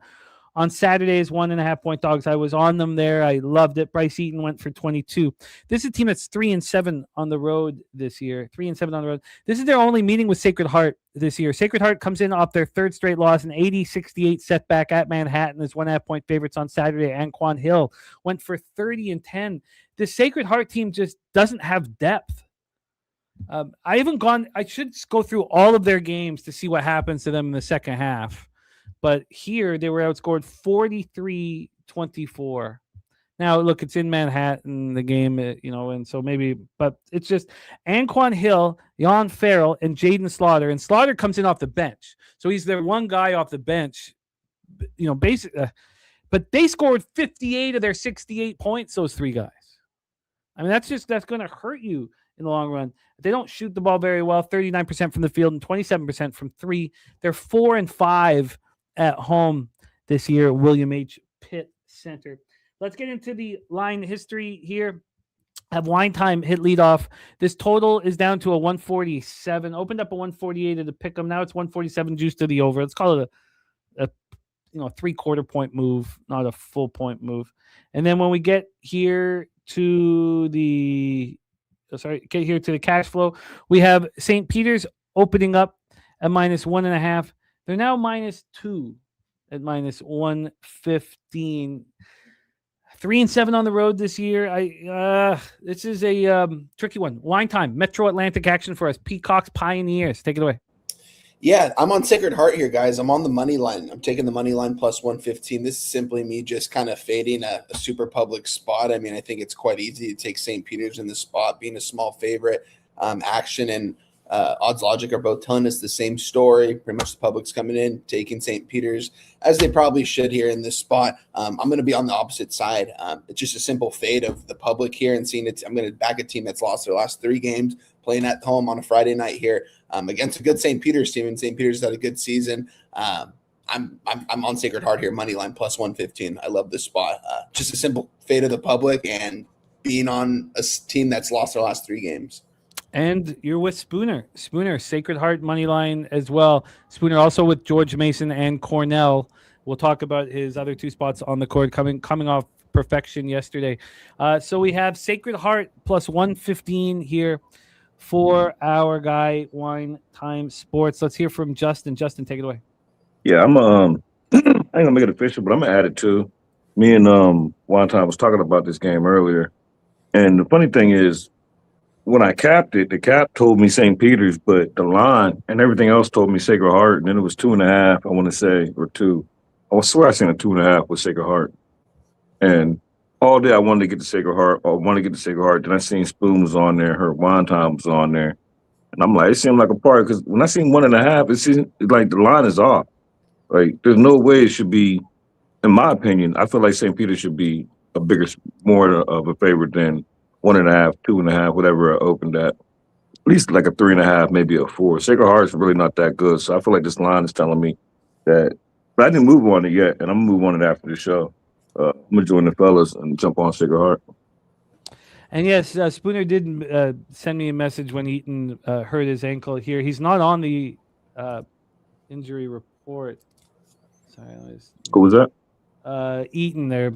He sprained his ankle at the end of the victory in their last one. Let me see if I can get just a little bit more information here. I would love to, I'm not getting anything here. I wonder if anybody can. Spooner, did you get any information about Eaton? I mean, it's not on these reports, but I'd sure love to know. Let's roll on. Harder to get injury information in the Metro Atlantic at times. Sacred Heart for Wine Time, and what did you get him at, Justin? No, I didn't. You said Sacred Heart? Yeah. No, I said I'm gonna add it after the show. Once I heard Wine Time was on there, and I knew Spoon was on there, that convinced me to pull the trigger. So I'll bet it after the show, whatever I can get. I ain't gonna make it official. You know how I feel about that. That's all good, man. That's all good, my man. Okay, well, let's roll on. We're going to go back to the Ivy League here. DJ 100 grand on Sacred Heart here as well. And, of course, we talked about strategic investments spot. So let's roll on. Yale Bulldogs, Dartmouth Mean Green, Hanover, New Hampshire here. Yale ranked 76th in the Ken Palm rankings. You know, it's funny looking at Miami of Ohio ranked 83rd. You know, Akron rated so much higher than them. I'm sure they have something to say about that. But Dartmouth ranked 243rd, so this is a very big difference between these two squads. And this is something that hasn't, always helped, and that is the fact that Yale is heading to Harvard tomorrow, heading to Cambridge, and Yale lost at home to their rival, 77-75. So, and Harvard coming on right now, it's such a big, big game. By the way, the final notes on that injury, Spooner says, all the information I have is he went down, tried to come back right at the end. Even with the adrenaline, he didn't look like he could move. I doubt he's 100%. St. Peter's struggles scoring. They need him. The professional says, if you must, Yale with 9.5 points, and I must not. There's no, me with the psychology of the spot. I mean, that's such a big game tomorrow that I want to fade Yale here. And I want to invest in it with Dartmouth first half and full game. The problem is that, this line's not helping. At least it wasn't this morning. So there's no need to move on it. So I just kind of sat back on the fence here. Yale comes in off 6th win in 7 games, 87-81 at Howard in overtime on Monday. They opened as 9.5-point favorites, closed as 6 9-point favorites. I was hoping that everyone who bet Howard was going to cash. I got very nervous in overtime that they weren't. Trevor Mullen led with 23 points. Yale 6-2 on the road this year. They defeated Dartmouth 83-68 in New Haven on January 30th as 50.5-point favorites. Dartmouth comes in off a 71-58 loss at home to the aforementioned Harvard Crimson on Saturday as 1.5-point dogs. They were terrible. They shot 34 from the field and 29% from 3. They are 3-5 at home this year versus Div 1 competition. We're going to have our guy, Justin, hit leadoff for us here. But let's set this one up. We have – it's come back. Okay. All right. So – no, it hasn't. Sorry. So the first move, 31 minutes after this line became available, was a half-point move towards Dartmouth. They went from 9 to 8.5. Now they're at 9.5, and I thought that it had gone up to 10 here, but it hasn't. It has gone up. Let's say what, my man? Circa has a 10 right now. Only one offshore is sitting with a 10, and it's not an offshore that I care about at all. But obviously, Circa, we do want to know what they're on. When we get to the total, here we have a 151.5. This one opened up at 153. It's dropped a 1.5. Justin McKelvey, take it away. Do you have interest in this Ivy League matchup? I have a whole lot of interest, and maybe one of y'all's breakdown could help me out. But I really I had a game plan, and my thought was fade Yale today and back them tomorrow. That was my game plan. And then the line just, every time I went to go bet it, I would dig a little deeper, and every time I go bet it, the line was just getting higher and higher and higher and higher. And then it dropped for a minute, and then it went back up. I never seen a 10, though. A 10 would have chased me off. But I think Dartmouth, I don't think this Dartmouth team is a good team. I just think at home, I think they could keep it close with Yale looking forward to your Harvard. And I don't know, I just think 9.5, 9 points is a whole lot of team. I don't think that Dartmouth is live by any means necessary. And I like these little Ivy League teams. Even when there's big ACC and SEC teams, I like these Ivy League teams. I feel like this is where the markets are soft on. But yeah, I feel like this one, they nailed it.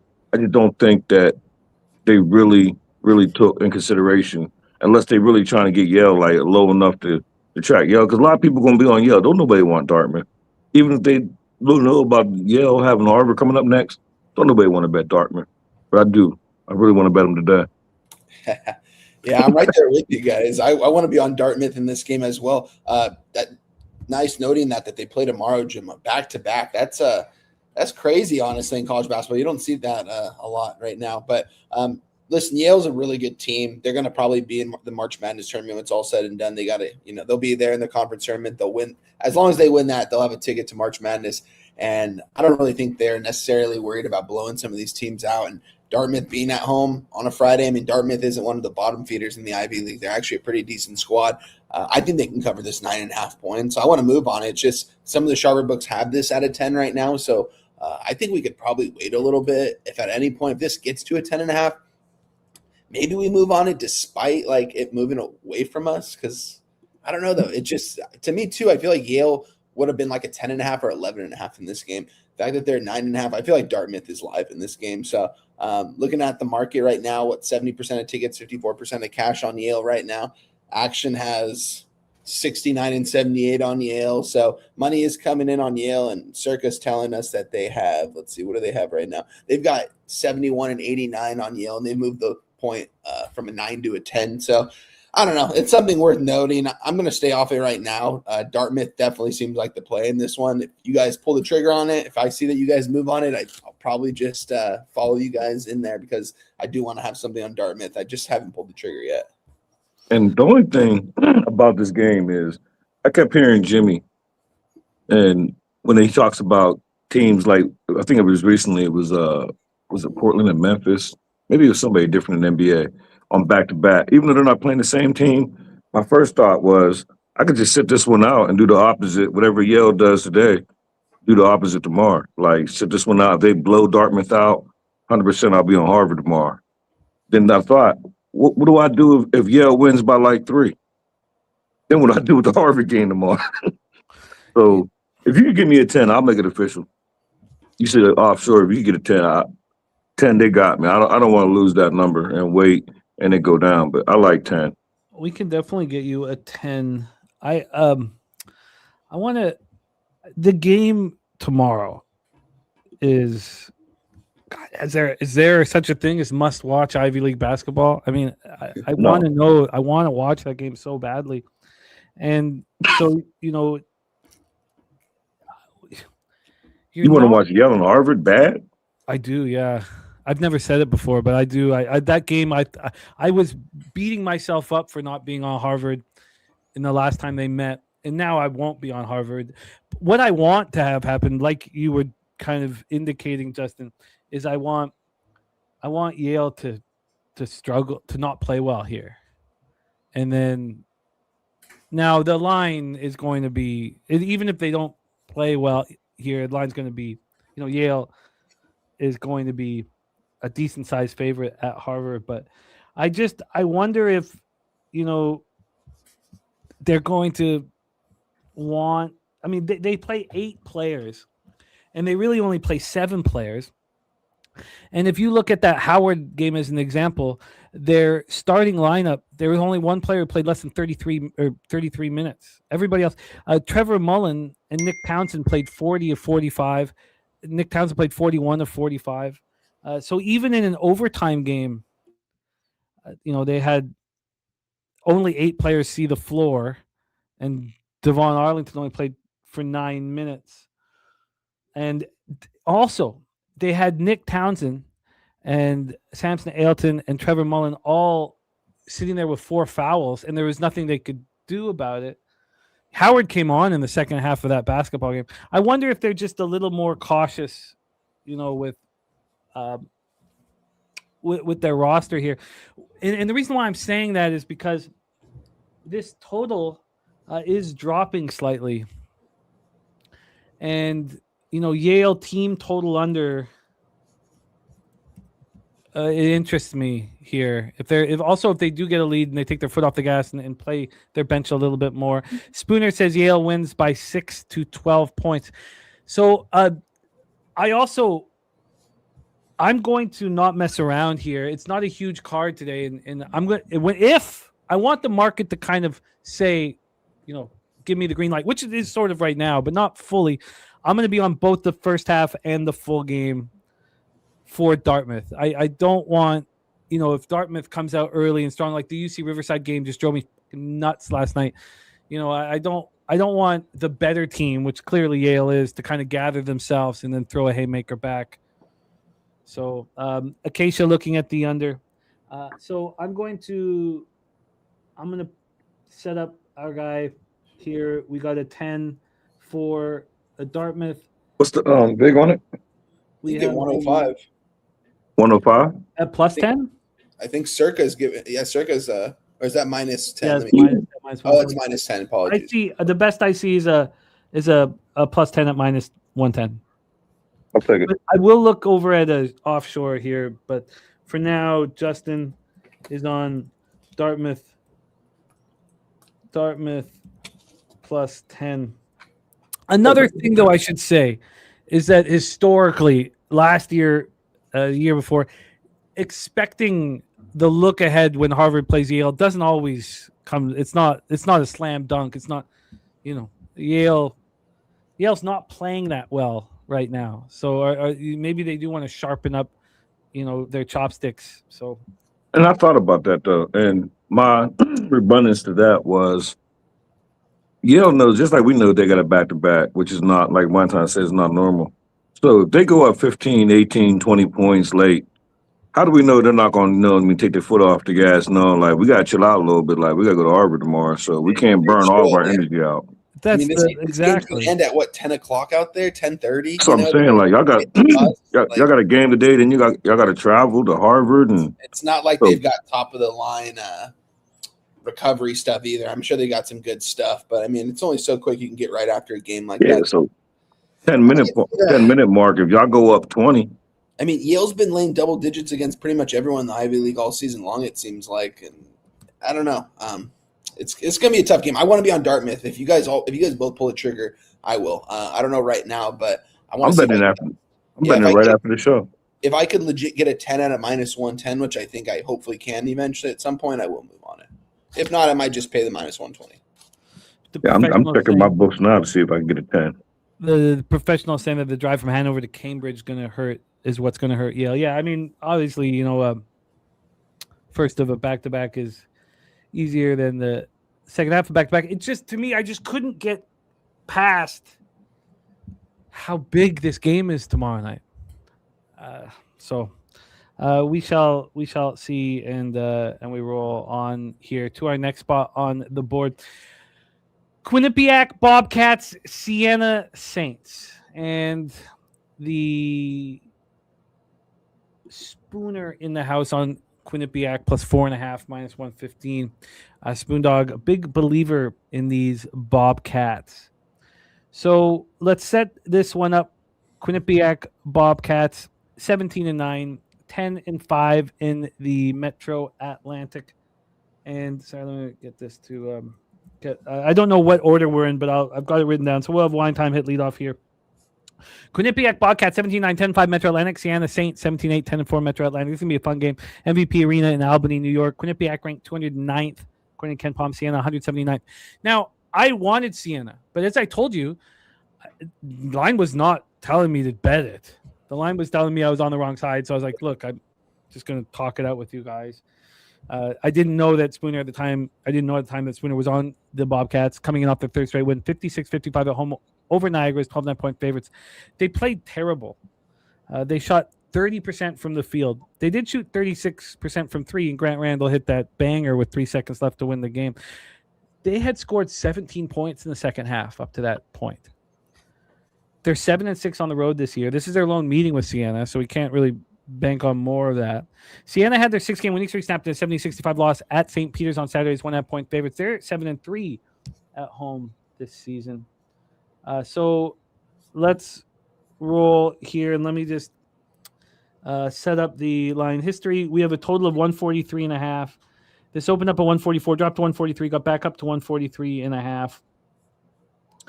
I was starting to think of trying to focus, but the bet I lost on Yale, expecting them to bounce back after the Harvard game, it was costly. I did get in live because I tripled up on that. I had Yale first half, Yale full game, and I had Yale. Sorry. I only had Yale first half and Yale first half team total over. They did not come out of the gates fast. They did cash their full game over. They did cash a live bet I made on them, but they put up, I believe, 50-plus points in the second half. They only put up 31. I think it was exactly 31 and 50 or somewhere around there,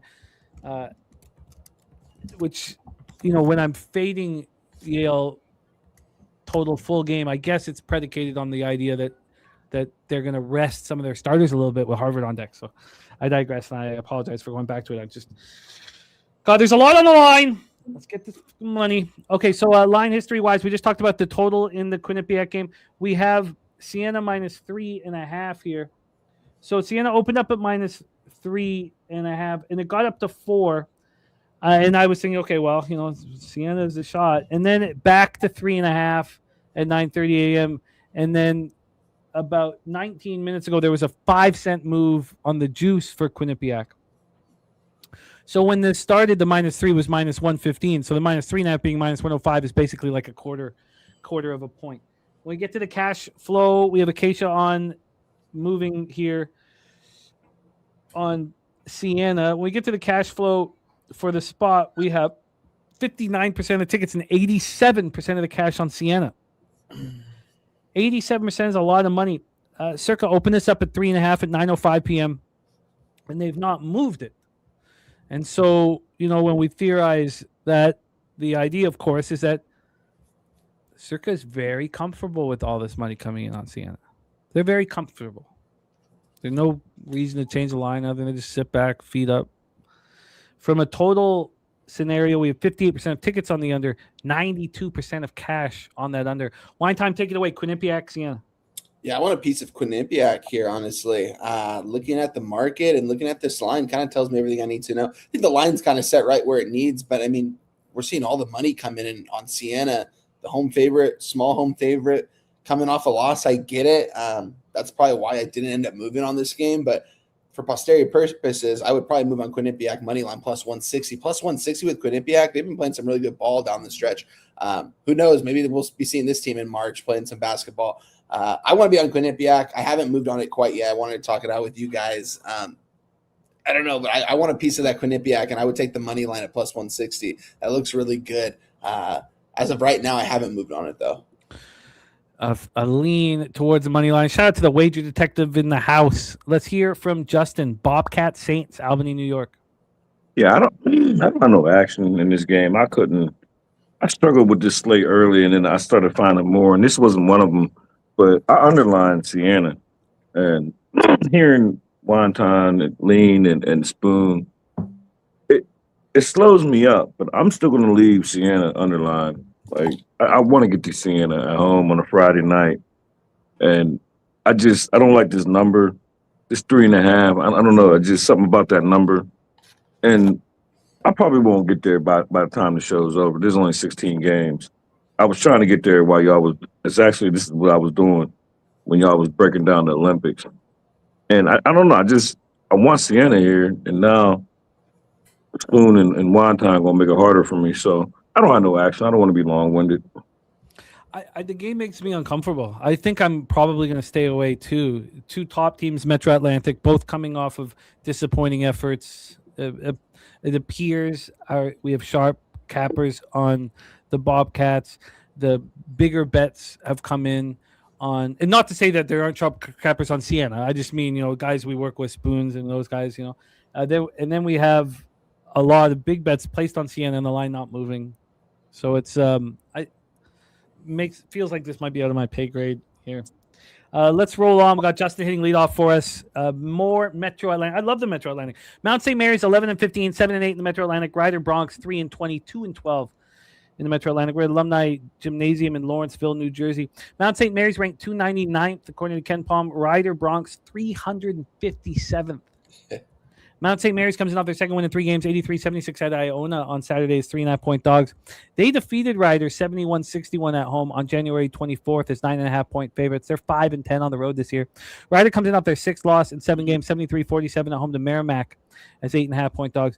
MAAC, we've heard Spoons talking about MAAC this year a lot, and they look dynamite, and he was on MAAC last night.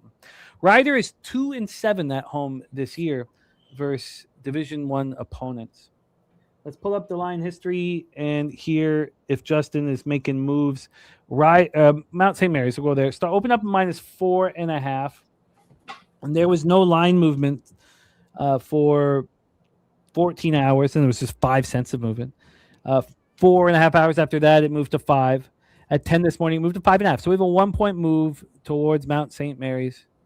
From a total standpoint here, we have a 138.5, opened up at 142. It's only dropped There's never been a point thus far where there's been any buyback at all. And when we get to the cash flow for the Mount Ryder spot, 61% of the tickets, 71% of the cash is on Mount St. Mary's. This moved from 5 to 6 at Circa, and then they brought it right back to 5. It is juiced at minus 115, but that's interesting. They're moving it back towards Ryder with 57% of the tickets and 76% of the cash. And then we have 86% tickets, 92% cash on the under, and all the books seem to be respecting that. I mean, this total is dropping quick. Take it away for us here, Mr. McKelvey. We got Mount St. Mary's up against the Ryder Broncs. Yeah, I don't have no action in this game, but it would only be Ryder or nothing. And this would be, I don't even have an underline, but I want to get to the Ryder at home. I just feel like that this line should be a lot bigger. I think Ryder is horrible, but at home, I think they could get back. And I try to get away from the revenge angle, but I still in the back of my mind, because I'm not asking Ryder to win the game. At this point, this line's only going one way. So if I'm going to get the Ryder, I'll wait till later on in the day and just watch the line. But I have horrible luck, and that's another reason. I wrote down I'm 0-4. I should have wrote the games down. I'm 0-4 back in Mount St. Mary's this year. So I don't know if it's just that.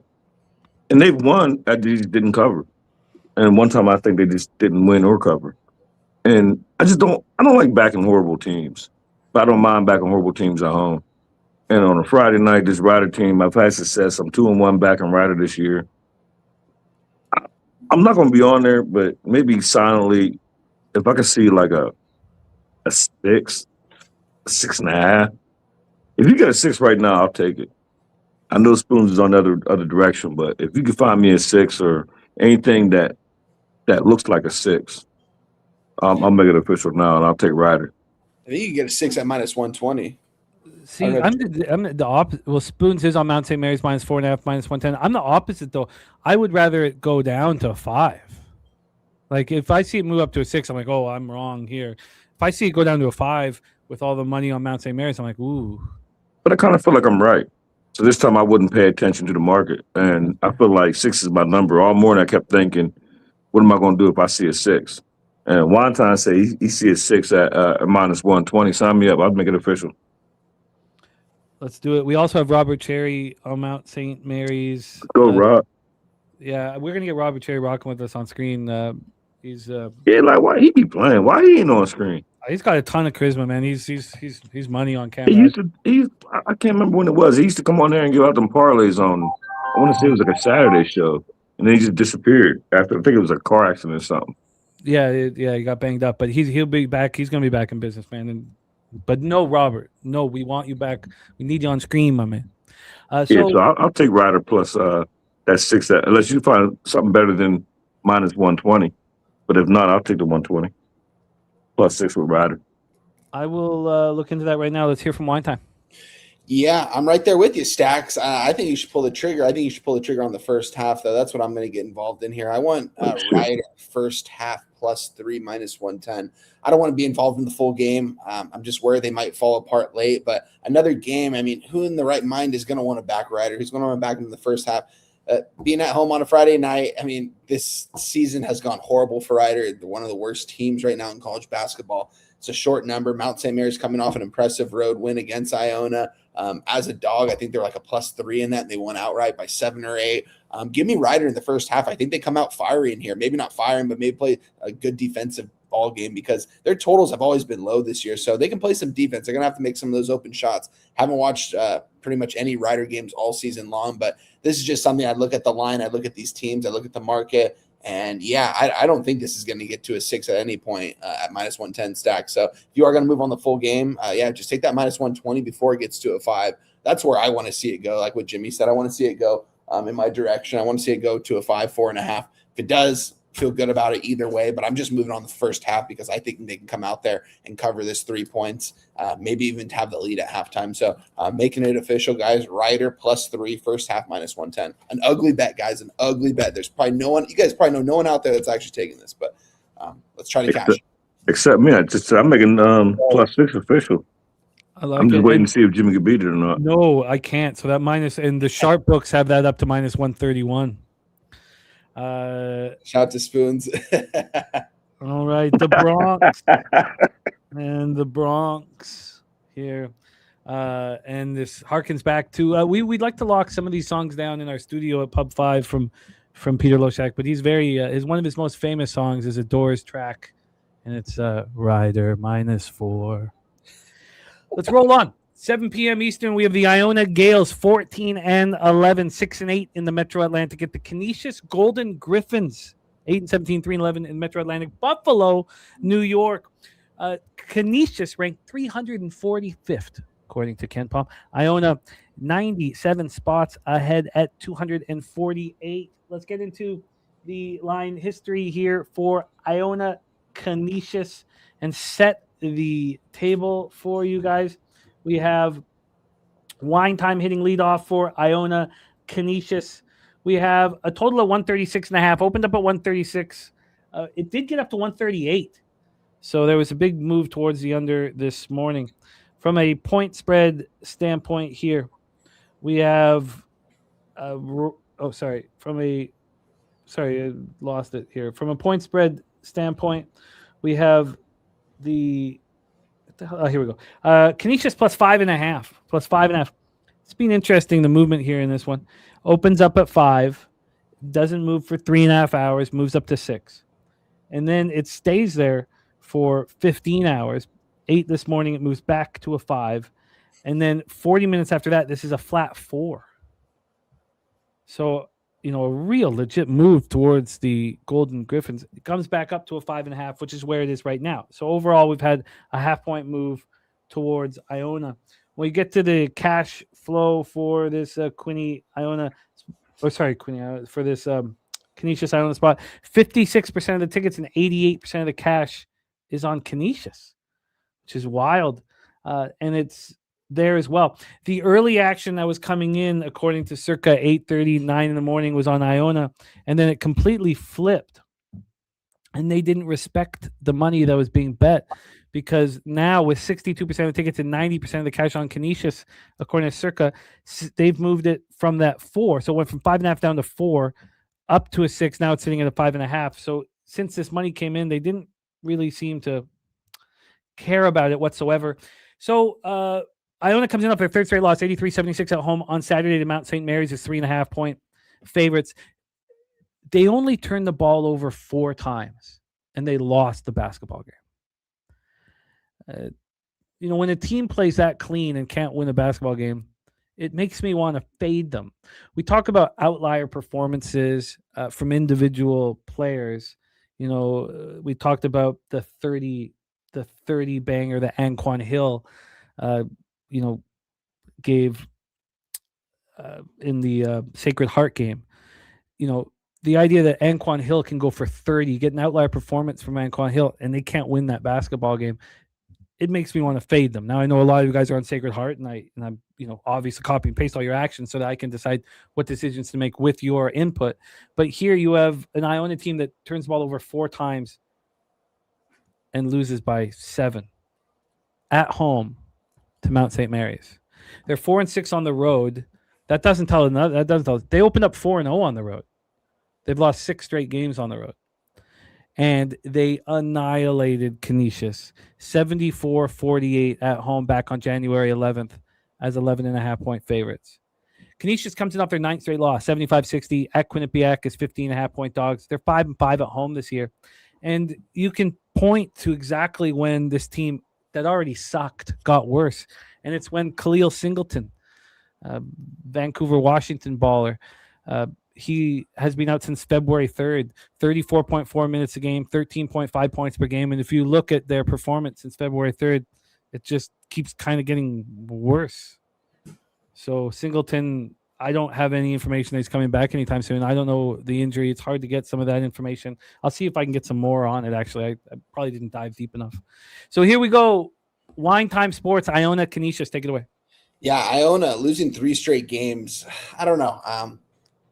I don't want to back them here coming off that loss. They're the favorite we just talked about against Mount St. Mary's, going on the road here. They are 5.5 right now. I'm surprised to see a lot of this money on Kenishious, but I don't know. I don't want to even get involved in this game. Looking at the total as well, it's a pretty low total, but I mean, it's been getting moved up to the over where this move opened up at a 135. It's at a 136.5. We're seeing 5.5s across the board pretty much everywhere, seeing some 5s. Line's not moving. I would maybe be on Iona coming off 3 straight losses as a road favorite in conference play, but at the same time, I don't want to back them here. This is going to be a pass for me. Nothing for me on this game. Yeah, it's God. You have a bad team and you take a good player off of it, and then you watch them get worse. It's, but I don't want anything to do with Iona off a 4 turnover game, losing 6 straight on the road. Let's hear what Justin has to say. Take it away, Gales, Golden Griffins. I didn't move, but I want my fault. I want Kenishious bad.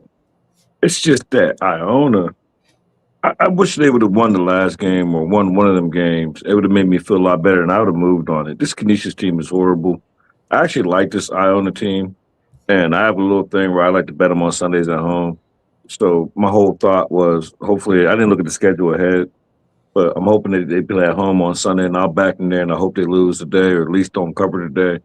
I want Kenishious, but they're just so bad. Like they're horrible. But those are the teams that at home that luck up and stay within inside this number. But Iona, like it's like when I said about every good team, not every good team, but most teams go through this thing. I think Iona, I don't think they suck. I just think they're going through what every college team goes through. They're having a struggle. I feel like this line is a little bit low. I feel like it's only low because Iona's struggling and they have 3 straight losses. But I don't know. I just feel like it should be like a 7 or an 8. Like, would they be beaten by like 20 the last time, 20-something? So why wouldn't you get 26? Yes, that's crazy. And now it's only at 5.5. That's only because they keep losing. But Kenishious is horrible. But I want them. I want them, Jim. I'm hoping that one time pass. I'm hoping you could. I'm passing, yeah. I'm hoping Jim. Same sickness, man. I want him, but I like it's one thing to say I'm on the Golden Griffins. It's another thing to fucking press the button and fucking invest in the Kenishious Golden Griffins. Like it's not easy. In that game where they put up 48 points, Khalil Singleton only went 2 for 10 from the field, 1 of 5 from 3. They have no distributors. If you watch Kenishious play, nobody, their guards don't pass. Nobody, there's no easy buckets. Every bucket is like sweat. In that game, when they lost 74-48, they didn't have one player with 2 assists. Not one. This is better when you, if you're going to bet on Kenishious, don't watch the game. Just follow it. Just follow the score. Yeah, just check it every once in a while. Don't watch it. It's just maddening.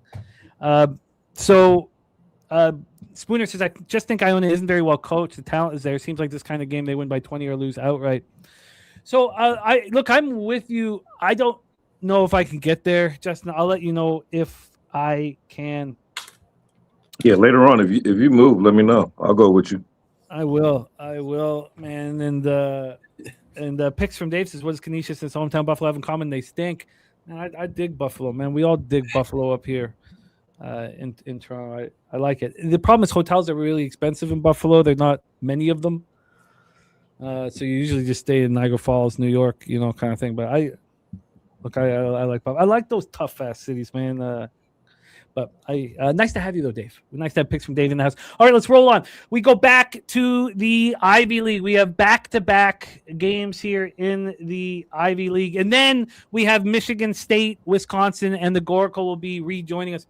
7 p.m. Eastern with the Brown Bears, 7-14, 1-7 in the Ivy League. Harvard Crimson, 13-9, 6-2 in the Ivy League. Cambridge, Massachusetts. Brown ranked 282nd according to Ken Palm. Harvard, 162nd. Brown comes in off their 5th straight loss and 7th in 8 games, 81-69 at Yale on Friday as 15.5-point dogs.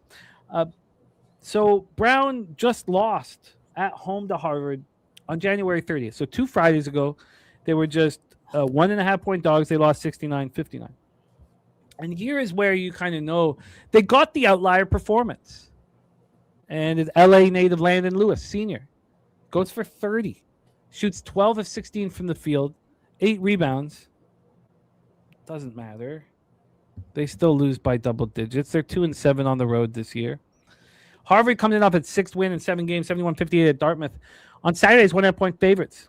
And of course, as we've talked so much about, Harvard has Yale coming to town tomorrow night. So this could be a look-ahead spot. We got Nasty Nate saying Bears smash.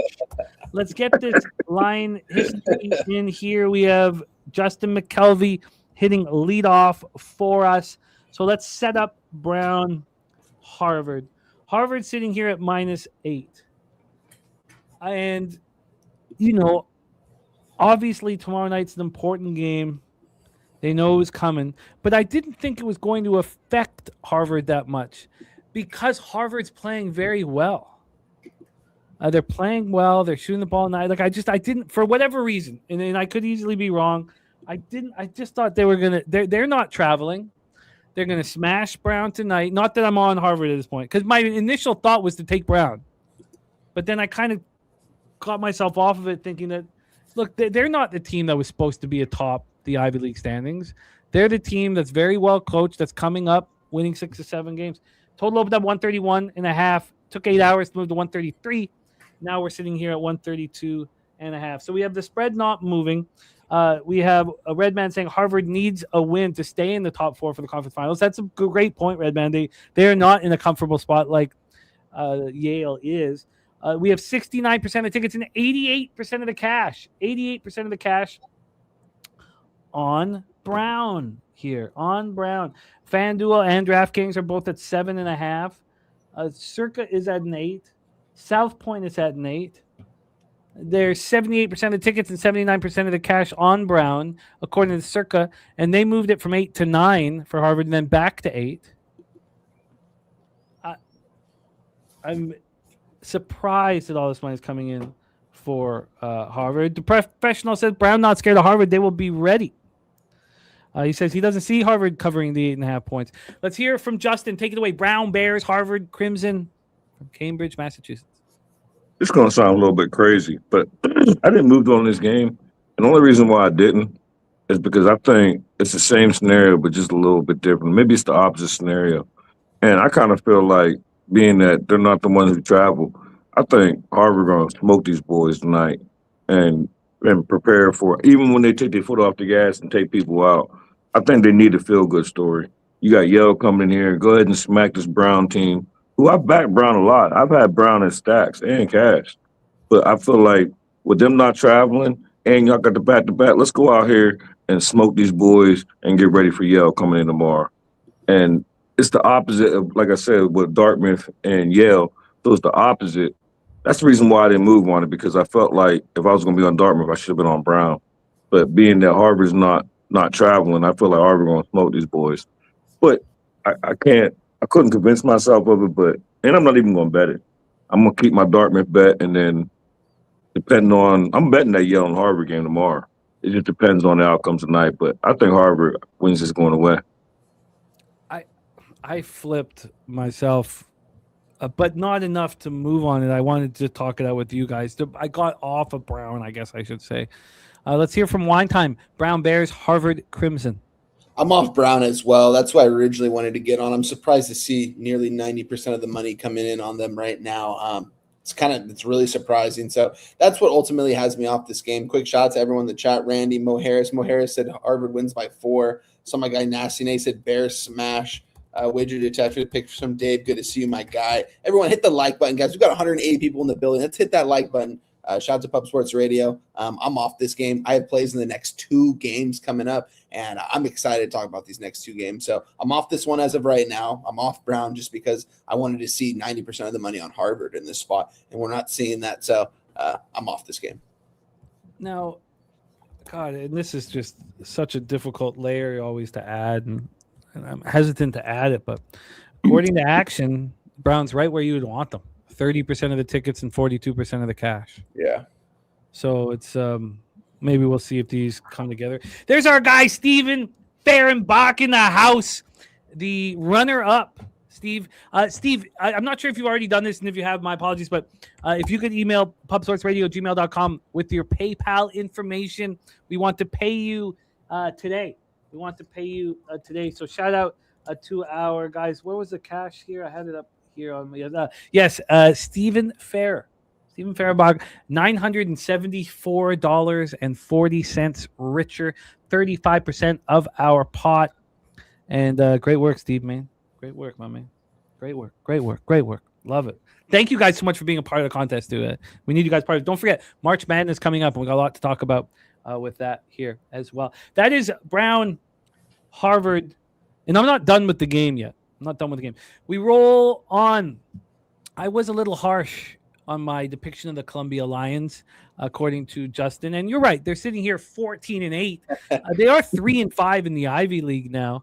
Head to the Palestra in Philadelphia, Pennsylvania. God, have any of you guys ever been? No. Been where? The where Pennsylvania plays, that old bar in the Palestra? Nah. God, that's like a I but if you recommend, I'm in PA, so it's as old. It's the oldest. Is it the oldest arena right now in college basketball? Let's see.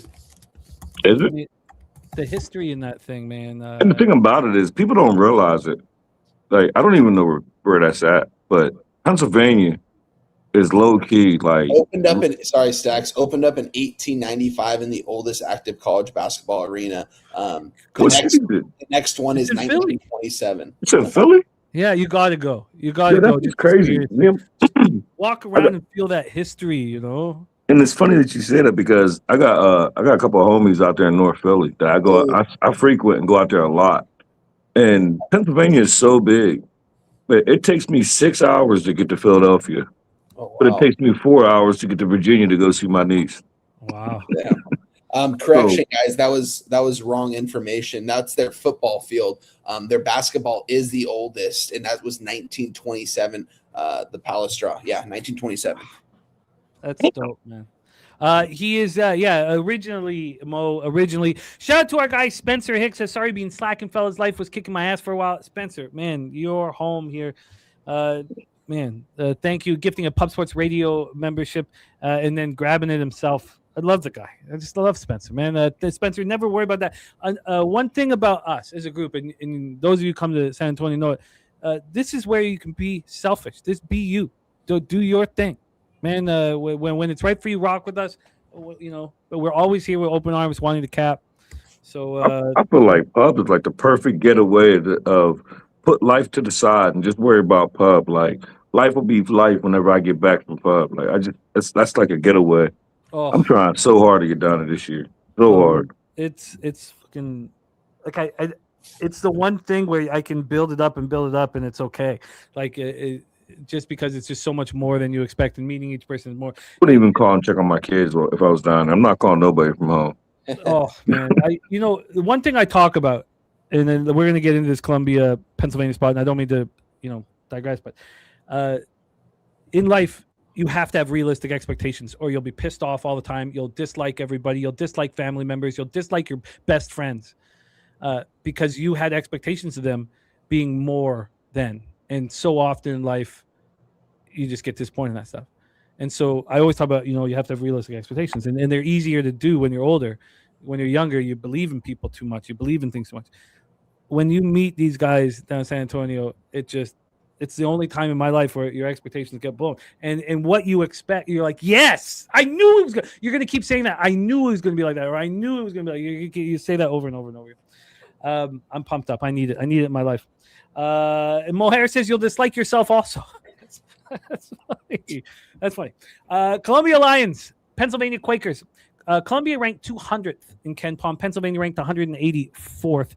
Columbia comes in off their second straight loss, 88-67 at home to Cornell on Saturday. What a horrific performance. They defeated Pennsylvania 72-67 at home on January 30th as 4.5-point favorites. They're 6-5 on the road this year. Penn comes in off their second straight loss, 61-60 at home versus Princeton as 3.5-point favorites. They're 7-2 at home this year. Let's get into the line history here. We have a Wine Time hitting leadoff for us for this one. We're going to start with the total. And we have, here we go. We have a total at 148, which is where it opened. It doesn't tell the whole story because it got up to 148.5 after the line had been available for 11 minutes. Then it dropped all the way down to 146.5 at 9 in the morning. We're right back at 148, but there was a drop at one point and then a buyback immediately. From a point spread standpoint, we have Pennsylvania minus 2.5. Opened up at 2. Again, after about 30 minutes, moved to 2.5. About 17 hours after that, moved over to 3, and then back to a 2.5. And Spencer, what a guy, man. Thank you. Man, what a guy he is. Gifting 5 Pub Sports Radio memberships. Man, thank you. It means a ton to us. Let's blessing our action. God, I hope you get that cash on your first bet of the day. I hope it all comes back. You can bless yourself, Spencer. It's all good, buddy. It's all good, man. It's the same deal as getting a membership, is gifting and grabbing. Don't worry, buddy. I love it. You're a great guy. You're a great guy. Spencer Hicks gifting 5 Pub Sports Radio memberships. What a guy is. And Kong shouting out Steve Fairback, who the two of them are the only cashers here in our confidence pool because only 29 people came in. And that's going to be a black and white thing. If we don't get to 30, then it's not top 3. It's going to be 10% at the very most. Never one time will a contest have 10.4% or 10.7%. Never. Never. We want bigger payouts than that. So, Bill Siebert in the house. We're about to talk about that game. And Big Zo says Spence for MVP. So back to the line history. It's down at 2.5 for Pennsylvania. I wanted Pennsylvania. I didn't understand. I guess because you're looking at the models are looking at the statistical profile of Columbia over the year, not what we've seen from them of late. And what we've seen from them late is not good. I wanted Pennsylvania, but I was concerned that this was kind of too easy. But it's not. 64% of the tickets, 59% of the cash is on Columbia. You have 66 and 94 on the over. Wine Time Sports. Take it away, my man. Yeah, I'm on Penn here, guys. I'm going to make it official right now. I'm going to place it and make it official on Twitter here. I'm getting the Penn minus 2.5 at minus 110 here. Yeah, 36% of bets and 41% of cash coming in on Penn. The line's not moving. They're the favorite, being the home in conference play against clear-cut better team in Columbia. I mean, if you compare these teams' records, at least Columbia is night and day better than these guys. I just think Penn at home, these guys are going to step up today. I think Penn actually might be a team we might be able to back in the Ivy League Conference tournament. Whoever they play in that first round, I'm going to be looking to back Penn. I think when it matters most, they're going to play good ball, and they've been playing good ball these last couple games. In Columbia, losers of their last 2, and Penn winners of the last 2. Winners of their last 2. I usually like to be on the opposite, but I'm staying on Penn here. I think that they're favored here for a reason at the 2.5. I don't think we're going to see much movement. I think the market's pretty much going to stay around where it is right now, and I'm comfortable with the 2.5. I think that they can win by a couple points here and there in this game. So give me Penn. Love this spot.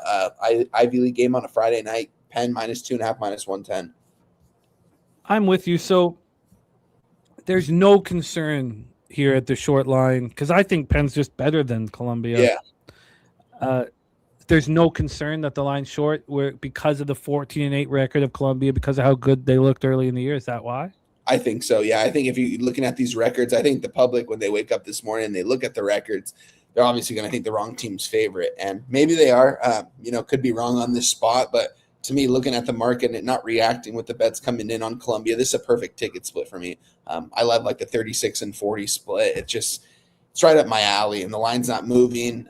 Give me Penn. I think they're going to be playing their best ball going forward. All the books seem to be saying it too, because even Action says, all the sites, even Action has 43% tickets, 33% cash on Penn. What did you get Pennsylvania at? Minus 2.5, minus 110. I was hoping I can get it 2, but I don't want I think they can win this game by 3 or more. So I'm not going to pay for the 2. I'm just going to take the 2.5. Look, I think that you are in business here in this spot.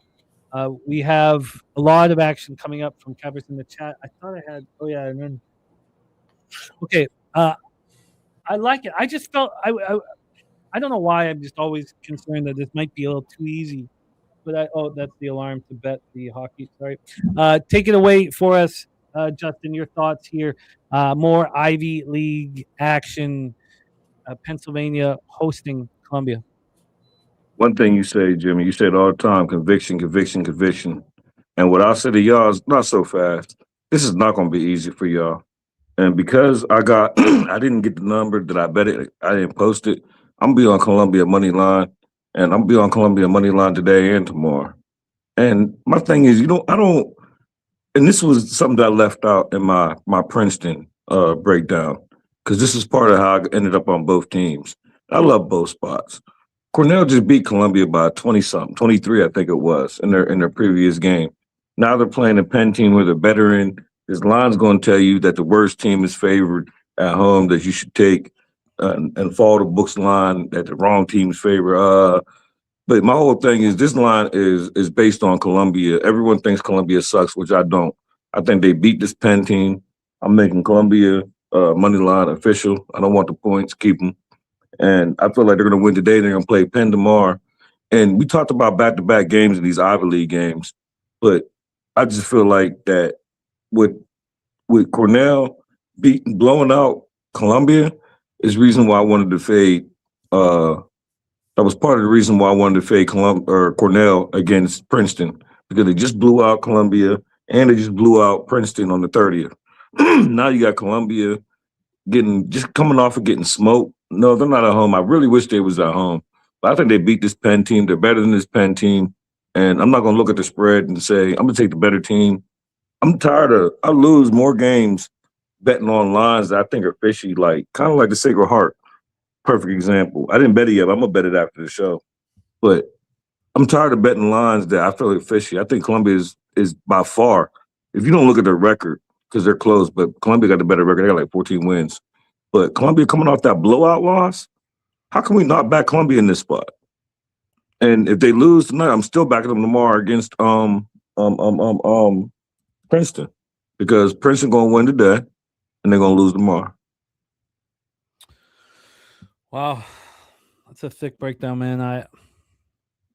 I can hear the conviction in your voice. Yeah, I'm paying the money line. The best money line we can give you, is on the legal books. It is a plus 135.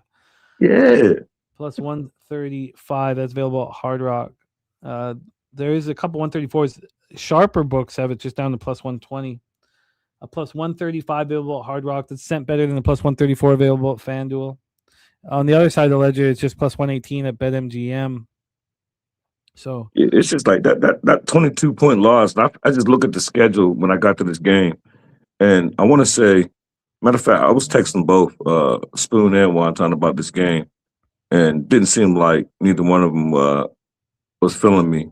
But this is the one time that I'll stand there and look all three of you on the face, because you're going to be on Penn. So I love Columbia. And I don't know, I just feel like 22-point loss, 21-point loss, 22-point loss. Yeah, sign me up. If I would have noticed it when I posted my stacks, because I like the Princeton so much, Columbia would have been stacks. But I didn't get there. I got to Princeton, and I was like, you know what? I ain't going to force the issue now, too, because I like Princeton so much, but I like Columbia just as much. Spooner says Columbia one game back of the pack for all 4-4. Says this must win for Columbia. Says he likes Penn here, but he's not going to try to back a guy into the corner who has a knife. Interesting. Well, it's going to require more time, obviously. Let's get into our next spot. It is a big one here. And we have our next guest ready to jump on with us. We have best bets here that we'll be discussing with cappers in the chat as well. Please welcome, after capping the Olympic hockey for us, he will be starring on All About the Hoops tomorrow here on Pub Sports Radio from the North. Please welcome the Goracle to the show. Gorky, how are you, my man? I'm just a very small part of the whole show, Jimmy, of All About the Hoops, and just try to give out my best plays. What's up, Justin? How you doing? How you? Not bad. Let's get to work here. So, first off, we received the Maple Bars play of the day, and it's tying the over 5.5 in Switzerland, Canada to Michigan State minus 2.5 at plus 236. You are right, Nate. You are. That is an option, always an option here. Then we have the pig milk play of the day, and it is Harvard money line, and it's tied to Michigan State money line, and it's not just pig milk. Respect play of the day from Res Mob, Steady Mobbin, is Michigan State -1.5 at -108 as well. So Res Mob, and now we have pig milk as well. Pig milk play of the day is Harvard money line with Michigan State money line.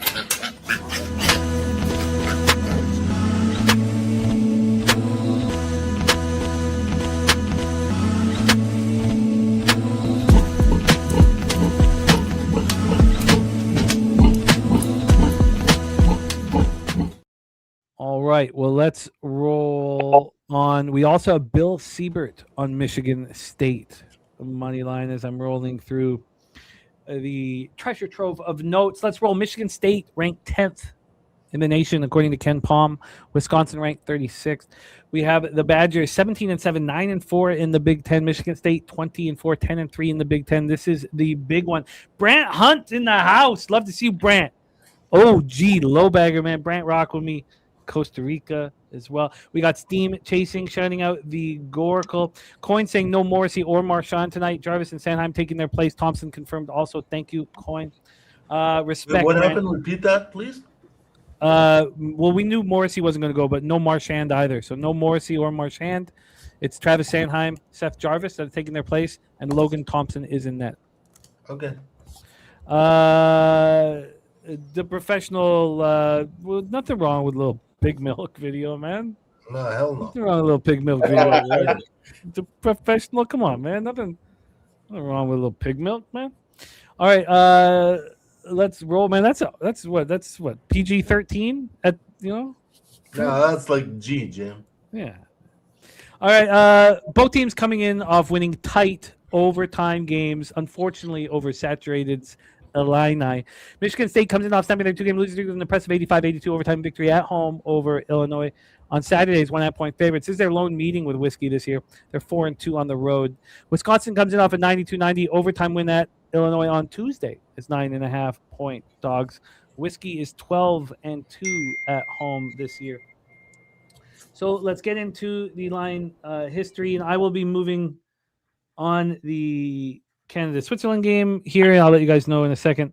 I was thinking about you, man. Those were tight borderline, says the professional, but those were tight games. Very, very, very tight games, man. And your Illini are very, very good team, and there's going to be losses against, especially in, when you're in the Big Ten. So let's roll here. Line history-wise, we'll have the Goracle hit lead off for us. Michigan State is -2 at -108. They opened up at -2. 5.5 hours later, moved to 1, got back to 1.5, and then to a 2. And then this was a 2.5. This moved to 2.5 at 11:43. It was 30 minutes ago that it got back to 2. Got back to 2 for Michigan State. From a total standpoint here, we have this sitting at 148, man. It opened up at 148. It got bet down to 145.5 by 7 this morning, and then came all the way back to 148 here. And when we get to the cash flow, this is a big one. So we're going to get some good cash flow information. We have here, we have 68% of the tickets and 79% of the cash on Michigan State. It's interesting. Circa's hanging a 2, Superbook hanging a 1.5. BetMGM's hanging a 1.5, but with Vig, here we have, let's go to the Superbook. They have 69% of tickets, 79% of cash on Michigan State, and this line has moved from, opened up at 1.5, but it moved to Michigan State -2.5. Now they're back at 1.5. I thought that this did give Michigan State an advantage, just rest wise, and the fact that Whiskey had that huge win on Tuesday's 9.5-point dogs, while Michigan State being sitting at home, and they had their game on Saturday. That was my first thought. Brant Hunt says Izzo is always down at the half and makes adjustments. If you'd like Michigan State, just bet them live when they are down here. Saturated says the MSU game is the one that was 8 versus 5. So the Whiskey game, they have no one to blame. Make your damn foul shots. The Goracle, take it away. Michigan State Spartans, Wisconsin Badgers, Kohl Center in Madison, Wisconsin. Look, I think that Wisconsin has a lot to play for. They need to get some stamp victories that can make their resume for a run to the tournament. I think that every time that John Blackwell plays Michigan State, it's always a nightmare for Tom Izzo, and he regrets. I was just reading something a half hour ago that says he regrets not recruiting the kids. So I think it's another revenge spot for Wisconsin. They are the home team here. Home teams that are dogs always bark at home. So you know, it's Wisconsin or nothing for me. But I have a ticket that says Wisconsin on it at plus 104. So yeah, I'm gonna take that to the window, or at least you know hold it for 40 minutes and then hopefully take it to the window. Gorky on whiskey at plus 104. I also think that the turmoil going on inside that program with Jeremy Fears right now, him being the lead name on the game sheet every game, and having that disagreement about being a team guy with Izzo. He's absolutely the coach is right on this one. The coach is always right because the coach controls college games. Like, it's not the NBA, guys. We have to remember that. If the coach says you're out, you're out. We have the Goracle on whiskey at plus 104. Justin McKelvey, Spartans, Badgers in Madison. Do you have a plan together? Yes, I do. And I'm be on the other side of Gorgie. I heard you say 1.5. That made me decide I'm gonna bet this game twice and make them both official. I'm beyond Coach Izzo, and I feel like this is the fake. Like, everybody gonna be on Wisconsin. I get it, but both these teams done went to overtime. But the only difference is Michigan State was coming off back-to-back losses before they won. I feel like Izzo got the troops rallied when they got their second loss of the back-to-back. I was on them against Illinois. Izzo bench Fears. I think Fears is elite. He's a dirty player, but I think, is on the court. I think he's box office. Like, he's going to be drafted. I like Fears. I like Izzo. I like Michigan State. And if you look back and think about it, Michigan State does this every single year. Every single year they do this. They drop a few back-to-back, maybe 2 or 3 in a row. Then Izzo snaps and does something crazy. And then they rip off a couple of runs. And this is where you want them right here. And I got them at money line minus 122. But I know that's far gone. But I told you earlier that I had a money line parlay because I missed the line. But I heard you say 1.5. So what I'm going to do is, if you can still give me that 1.5, I want to take the 1.5, whatever the vig is. And this is the second leg of my money line parlay with George Washington. So whatever odds you get me for Michigan State money line and George Washington money line parlay, I'll take that, and I'll make Michigan State. If you give me that minus 1.5, as long as the vig is reasonable. I think this is a spot. He's gonna have the troops rally. I think it'll be a while before Michigan State loses. It drops another game. Wow, what a breakdown, a triple up here for our guy. Best of luck, Justin. I'm gonna. What'd you say? Yeah, what'd you say? I respect your action. Best of luck. We have good luck to you too. Michigan State money line minus 122. Michigan State minus 1.5 at minus 109. That's by far the best number available. Michigan State minus 1.5 minus 109. Wow. Look. Oh no, it's still there. Sorry, I thought it just moved 6 cents, but it would have still counted because I put it in. But no, it's minus 1.5 minus 109 at the Superbook as we speak. That's the best line. And if you give me the money, I'm sure it's gonna be plus money with that G-Dub Michigan State money line parlay. Yeah, and I can just do that right now. Oh, it's gonna be definitely plus money. So That is a plus 200. Plus Yeah, 200. let's go. Michigan State, George Mason. By the way, the money lines for that, this is at an offshore, available right now. Minus 134 for Michigan State, minus 139 for George Washington is a plus 200 parlay. George Washington, Michigan State, plus 200. Wine time, take it away. Your plan of action.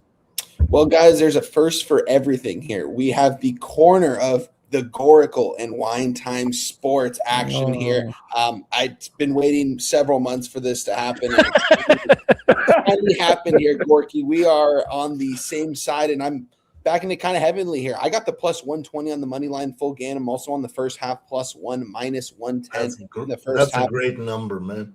I think Nick Boyd and Johnny Blackwell are probably going to be the two best players on this court. I'll take them over Fears any day of the week. I think John Blackwell, when he's playing at a high level, man, he's hard to stop. And Wisconsin just, I don't know. There's something about them playing at home, whether it's football or basketball. It seems like this home crowd, Wisconsin, we know they're home of cheese and beer.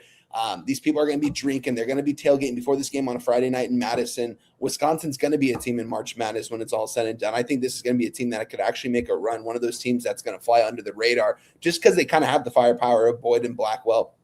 Like watching them play here. So for that reason, I moved on Wisconsin. I think, them being ranked here, a small favorite, a small dog. I don't really think it's much of a difference. I think this line is pretty appropriately because I think Wisconsin's just been playing under expectations so far this season, and they've had a pretty good season still. They've just lost a lot of close games. Michigan State, it's a team we talked about, I think when they played Michigan, I was like, I don't think Michigan State's a top 5, top 10 team in the nation, maybe a top 25. But I think when they play the higher end of teams on the road in Big Ten play, it's going to hurt them. I think it hurts them here in Madison. Give me Wisconsin plus 120 on the money line and a plus 1 minus 110 in the first half.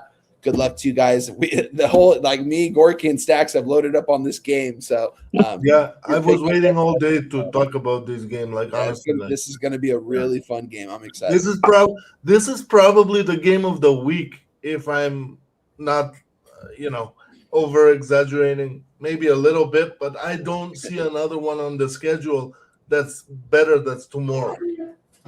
Real quick, I love your breakdown one time. I love it. But one thing you said, I gotta ask you. So you say Michigan State's not a top 10, so you have 10 teams in the country better than Michigan State? Maybe it's a tough take. Maybe a top 15 team. I could see them being a top 10 team, but when I see them play the higher end of competition, I don't see them I don't think they have the firepower. I don't think Fears is that great of a player, and I think he's a good player. You know what I mean? I think he's been there for a while. He's been in college for a while. He knows he can go out there and get a bucket at any point, but his attitude's kind of been whatever's. And I just don't really believe in Michigan State. I believe in Tom Izzo. I mean, I always believe in Tom Izzo, but I just don't like the team he has around him. I think they had a really good start to the season. They start trending in the wrong direction. They're gonna, have a high seed in the NCAA tournament. Don't get me wrong; they're still a really good team.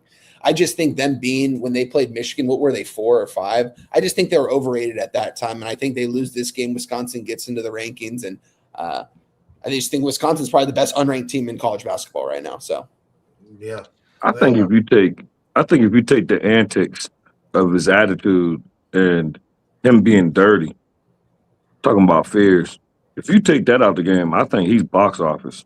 Yeah, I think he's elite. Yeah, I really, for sure. And I think if it's a close game, I trust Fears to go ahead and give me the basket that I need. And can you go over those numbers again? Wine time. You got whiskey first half at what? +1 at -110, and then the full game. I'm taking the money line here. I think they win. I think Wisconsin really needs this game at +120. Could have got a +130 right before the show, and it's already moved 10 cents towards Wisconsin on my book. So give me Wisconsin +120. You are in business here. Whiskey first half +1 at -110. Full game money line at +120. Justin on Michigan State -122. Michigan State -1.5 at -109, and a George Washington Michigan State money line parlay. We have the Goracle on whiskey +104 here in this one. The solution on Michigan State -2.5. Acacia is on the over in this one. Nasty Nate on Michigan State -2. here. Godfather has a lean toward Wisconsin. Team total under 73.5. Says Michigan State's defensive profile is elite in the matchup data. Wisconsin offense is 3 heavy. Michigan State's defense and the rim efficiency. Wisconsin doesn't get extra possessions. Spooner says Fears is playing with fire. Kid's going to go over Izzo's head and make the NCAA bench him. Wild, not one of these calls has been ruled a flagrant foul here. And then Brant Hunt saying Izzo always down the half, makes adjustments. If you like Michigan State, just take them alive when they are down. Nasty Nate I will say one thing. Tom Izzo is like him and Bill Self are the last of the Mohicans in terms of the old-fashioned coaches, where it's either you're gonna play my way or we're gonna have a problem type thing. So I have to respect that. I just don't know how much it works with this generation of players, which is why you see a lot of coaches retire before they have to coach them. And I'm in the process of logging in my action in the Canada game here. But no, I've not shown Carter the pig milk video. You're right. Okay, I take that back. Maybe it is. I don't want to answer those questions, man. I don't want to scar him too. I don't How old is he turning tomorrow, Jim? It was on the 9th. We just celebrate his birthday party is tomorrow. He's 5 now. 5 years old. No, I don't want to scar him, man. I want him to fucking look forward to titties, man. Not what? How many nipples are there? I don't want to answer that question. Okay. Goracle, thank you for rocking with us. The first time we have the corner of Gorky and Wine Time Boulevard, but on that opposite corner, Justin McKelvey sitting there. This is a dangerous game. I'm going to need more time with it. But great breakdown, fellas. That was a lot of fun. Goracle, thank you for your hard work, my man. I have everything set. I'll pop your X handle here in the chat again at the end of the show. I can't do it right now because I'm preparing my action and putting it on X, so it's all kind of sitting there. But Goracle, great job. Any last words for the Capper supporting the show? Yeah, first of all, good luck to you, Justin, tonight. May the best side win. Just let's have a really good game, and we'll see where that takes us. And guys, don't forget to tune into the All About the Hoop show tomorrow at 10 a.m. Eastern, right here on this YouTube channel, Pub Sports Radio and pubsportsradio.com. Because that's where it's at. You want to get some good bets in, make some money, have some fun with us. Pub Sports Radio at Pub Sports Radio on YouTube, Twitter, everywhere, X, whatever it's called. I don't know, but to the window we go. I love it. To the wall. The sweat drip on my balls. Young Bull Dirks in the house. What up? Great to see you. Young Bull Dirks ready to get to work. Mo Harris says it's safe to say this card is ass today. Well, that depends if you like ass or don't like ass. Let's roll. 8:30 p.m. Eastern. Another team like we got, man, these are this 3-game section is pretty. Look, the last 4 games on this card are fucking great. Even the Akron, the last 5 games, 6 games. I think this is a legit card here that we can have some fun with. It is tricky though. I see all you guys really finding angles that you're backing heavily. I'm feel like I'm on the fence here. We have in our next cap a team on a 17-game winning streak, and the cap after that we have the lone Division I undefeated team in America. I mean, that sounds like some nice ass to me, man. We're at Gentile Arena in Chicago, Illinois. St. Louis 23-1, 11-0 in the A10 at the Loyola Chicago Ramblers, 6-19, 2-10 in the A10. This is the biggest difference between Ken Palm rankings on the card today. St. Louis ranked 24th according to Ken Palm, and Loyola Chicago ranked 311th. St. Louis comes in off their 17th straight win, 82-58 over LaSalle on Saturday's 22.5-point favorites. This is their first meeting with Loyola Chicago this year. Ramblers coming up their 6 loss in 7 games, 84-64 at Davidson last Friday's 9.5-point dogs. They are 4-9 at home this year. Let's get into the line history. Wine Time hit lead off for us here from a what the hell is it? How did I do with it? From a point spread standpoint here, we have St. Louis minus 18.5. They opened up at 18.5, and quickly, well, not quickly, 4.5 hours later, got up to 19. A couple hours after that, got up to 19.5. That turned out to be the high water mark. Back to 18.5 at 11:14 p.m. and it's 11.5 right now, or sorry, 18.5 right now. So we've had no movement. Overall, 5 cents of movement towards the Billikens. When we get to the total here for this one, we have, from a total standpoint, we got, here we go, 155.5, a 1.5 move towards St. Louis. Did get up to 156, dropped down to 155.5. And then when we get to the cash flow, we have 83% of tickets and 92% of the cash on St. Louis in this line not moving. Look, I don't want to get in the way of St. Louis. I'm so St. Louis. Ask my tattooist. We have 53% of tickets on the over and 61% of cash on the over. Wine time. Take it away for us here. A little A10 action in Chicago, Illinois. St. Louis is a sneaky good team. They just play team basketball. If you've watched them at all this year, it just seems like everyone kind of does their thing out there. They distribute the ball well. A lot of these guys have been playing together for a long time. The record shows 23-1 right now, going against Loyola Chicago. Missed the days when Loyola Chicago was actually a decent basketball team. Getting 18.5 here, I don't want to get involved with this is the biggest dog on the board today, and we're getting almost 20 points here with the home team against a team that has one loss this season that's just playing some really good basketball. Do I think Loyola Chicago could cover the 18? Maybe they get a backdoor cover. Maybe St. Louis is up so many points late in this game, they pull a lot of their guys. Not enough for me to actually move on this game. This is a really fun game. I mean, if you haven't watched St. Louis play, watch them play tonight. They're lights out when they actually, when they play together, which they have a lot this season. And in the past, they're a fun team to watch. So I would be on probably St. Louis here. I just don't want to lay almost 20 points with a team on the road. So I'm staying off this game as of right now, unless someone could talk me off this one. It's a pass for me as of right now. If it was just market alone, God, I would like to be on Loyola Chicago. They're just so bad. And you have to hope that this is a spot where St. Louis isn't locked in. Yeah, 18. Why would they not be locked in Chicago? It's not like you're in some, far off joint that nobody cares about. Let's hear what Justin has to say. St. Louis, Chicago, Loyola Chicago. Are you muted?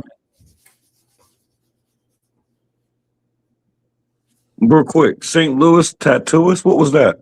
Use that catcher metaphors. I missed that one. It's a old one. It's from the St. Lunatics. All right. Because use that catcher, Little Johns, and and I'm like, damn, I missed that one. But you got it. Yeah, I was sitting there thinking, and I muted and I coughed. But all right, but I'm just happy. I'm just happy it's not Nelly. Oh yeah, I'm not. If that was that, I would have cut it long ago. But it's not Nelly. Yeah, just when you said it tweaked me out, and I was like, damn, what's that mean? But yeah, I'm on the over in this game. One thing about St. Louis, they put up a lot of points, pretty much every single game. And I've been on a couple of the overs. One off the top of my head was them and St. Bonnie's and went over.